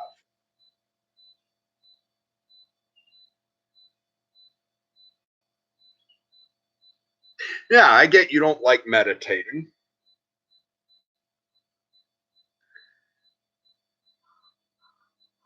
Still, you've got all this time to do whatever you want with. And that's really like the natural resources we have, like as an individual, is we have the amount of time we have here and we have our attention. We can put our attention where we want for a certain amount of time. And that's like the currency we have to use up over our life. And what would you even do? Like, yeah, what would you do if you had enough income? What if you found a way to generate whatever enough income is for you and you were constantly busy doing something you don't enjoy doing? Would that be better? And what if you weren't defining yourself by success? Because your income comes in there. What would you do if you were suddenly wealthy? So generating income from your time wasn't necessary. Would you still feel the need to do something successfully? And what would you do with your time what if you found a way to make enough income eventually, yet you did it in such a way that you still had this much free time or almost this much free time? What would you do with it?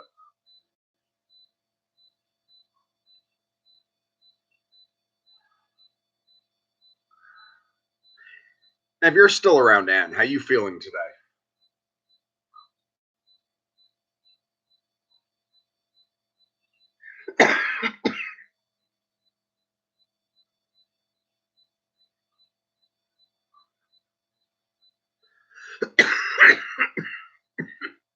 And Ash, you said being in control of my time is my life goal.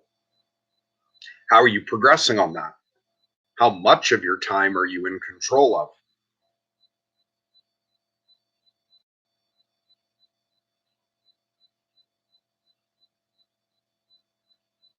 Okay, so Grizz says, I'd really like to be involved with a community, but not one I couldn't speak my truth to.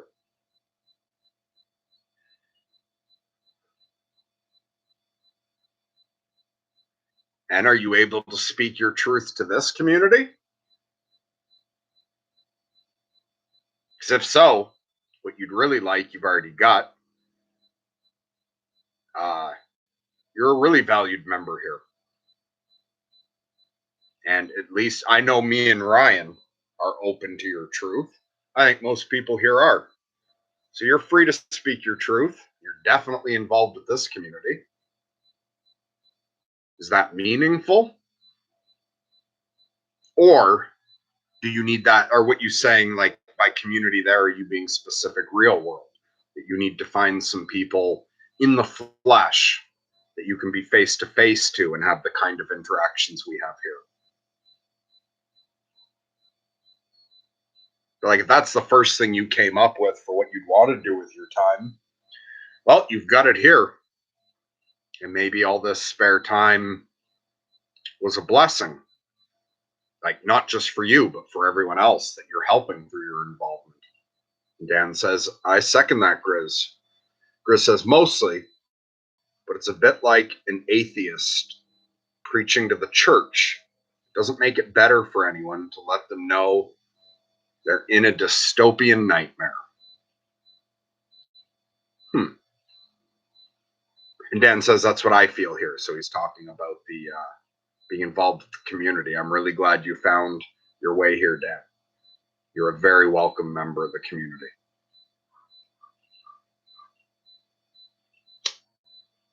Okay.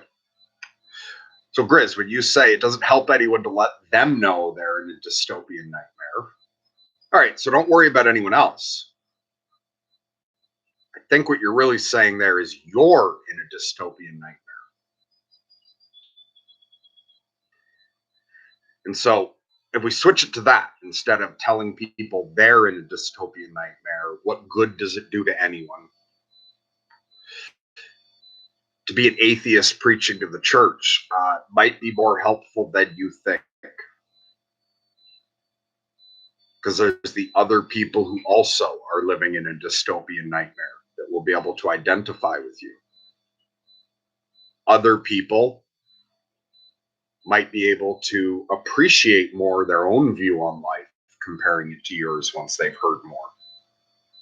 There may be pearls of wisdom hidden in some of your nihilism. And it may make others just feel less alone. Like the way Ann Smith and other people have told me that one of the things I'm helping them with here is just by openly being what I am, they feel less alone. So perhaps you just openly expressing that you live in a dystopian nightmare will be helpful for others. They'll be like, oh, fuck, okay, so I'm not the only one. The other thing is, you're a lot fucking better than you seem to see yourself. Like when we talk, and I mean, I won't go into any of your personal details here, but just all that shadow you see about yourself and all the shitty things you see about yourself and this dystopian nightmare you live in, as you express all of that, I think, where the fuck does all this goodness come from that you don't seem to see? Like the way you're ready to help me and Ryan with the channel, the way you're there for other people online, and the way you're not a fucking prick. Like, given what you experience, so many people will just turn into an asshole and will just be tearing people down online or in person. Like, you get that, fuck, this is hell. I'm going to make it worse on everyone else. I'm suffering and I'm going to spread it. I don't see you doing that. And I see so much fucking strength in that. The way you're like, you feel so shitty about yourself and the world feels so horrible, and you're still like, I need to figure myself out and make sure I'm not spreading dishonesty and I'm not making things worse. In the way you struggle with feeling some sort of connection to shit I'm connected to. And so much of it is like, you want to be sure, you want to hear your conscience to make sure you don't do the wrong thing. You want to help other people. You're trying to be honest. You're fucking aiming up from the dystopia. I find all of that very inspiring. I know you don't see it in yourself, but it's like, how the fuck are you such a good person living in such a rough experience? All the people who devolve into school shootings and shit like that could just have gotten where you are before they went too far down that rabbit hole, the world would be a lot better place. You might be more of a role model for certain types of people than you think. And I know I said the other day, I said something like, all the soldiers and suicide bombers and activists are all trying to make the world a better place. And yeah, I do honestly think most people are trying to make the world a better place. Even some people who are doing things that are horribly, evil from our perspective. They're trying to make the world a better place. There's people who do horrible shit, but they're trying to make the world a better place.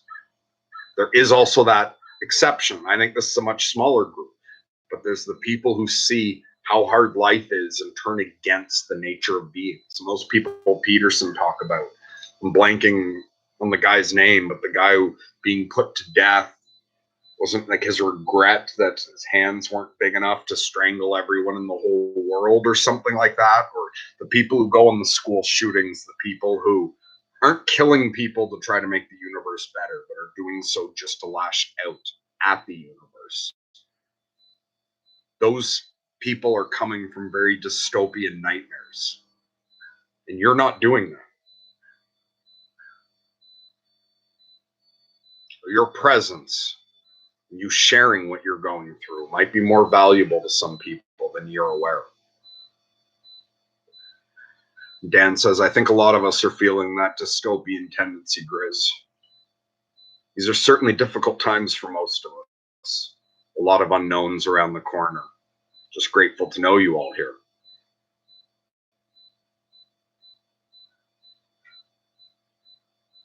Yeah. And I'm grateful for that as well. Whatever other problems there are in the world currently, there's this. There's the internet, there's YouTube, and there's this handful of fucking weirdos who've clustered together around Andrew's old channel. And so, as Grizz says, which I missed, the only thing that makes all this emptiness bearable is each other. All right, good. So it's bearable. We've all got each other.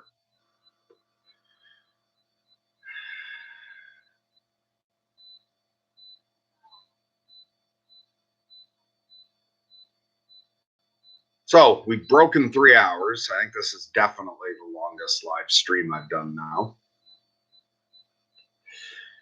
I should probably go attend to other things. But thanks to anyone who stuck it out this far. It's great hanging out with you guys. And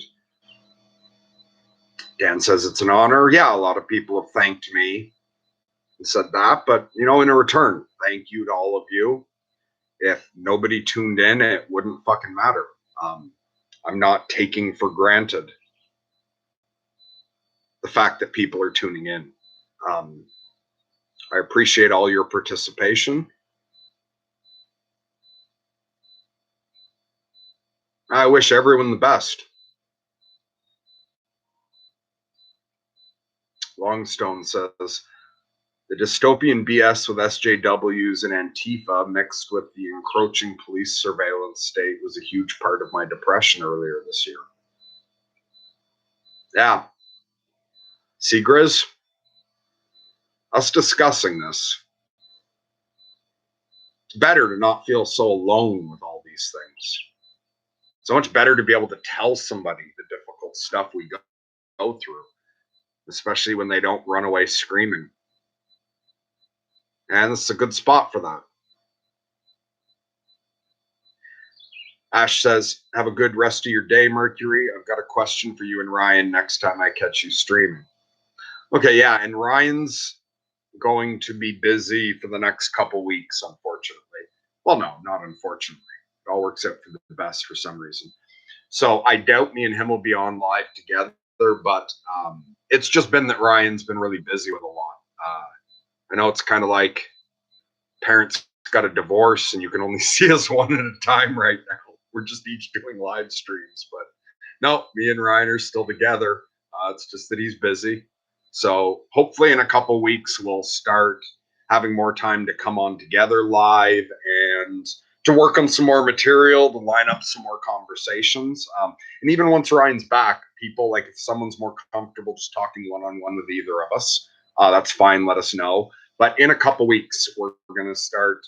Ryan's going to start having more time to be checking messages and setting up to record podcasts with community members. Also, we'll be live streaming together again more in the future for people who enjoy that. So Grizz says, peace be with you, and also with you. Yes, peace be with all of us, Grizz. Peace be to you. Peace be to James. Peace be to Ash. So James said, thanks for the stream. It's always a pleasure to tune in. And Ash says, cool, thanks for the update. And yeah, and so I'll finish with one of the reasons I popped on at 11:30 was Ryan only announced last night that he's not doing the Coffee with Ryan anymore for the next couple weeks. He'll do it again in the future. But at the moment, there is Coffee with Ryan's on hold, and I do not intend to pop on every morning.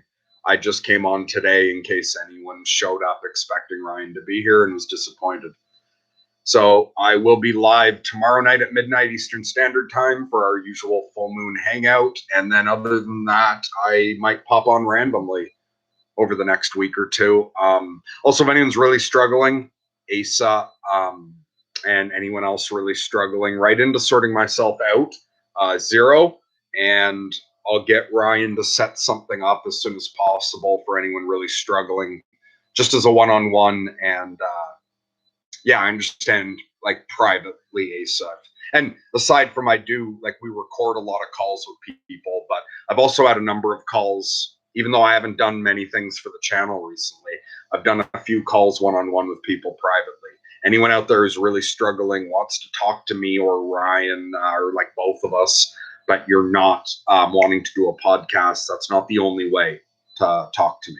So if you're really struggling and you need some support and you need a one-on-one conversation off camera, anyone right into sorting myself out 0 at gmail.com, and we will do as many of those as I'm feeling up to and that Ryan can arrange. Asa already sent an email. Okay, excellent. So we'll be talking at some point. And Grizz put another Discord link. Levi says, good talking. All right. Yeah. So I really love you all. We're not in this alone. We've got each other. It's not happening to us. It's happening for us. And yeah, probably the next time I'll be on is the full moon. And then after that, possibly at random. But Lunatic love to all.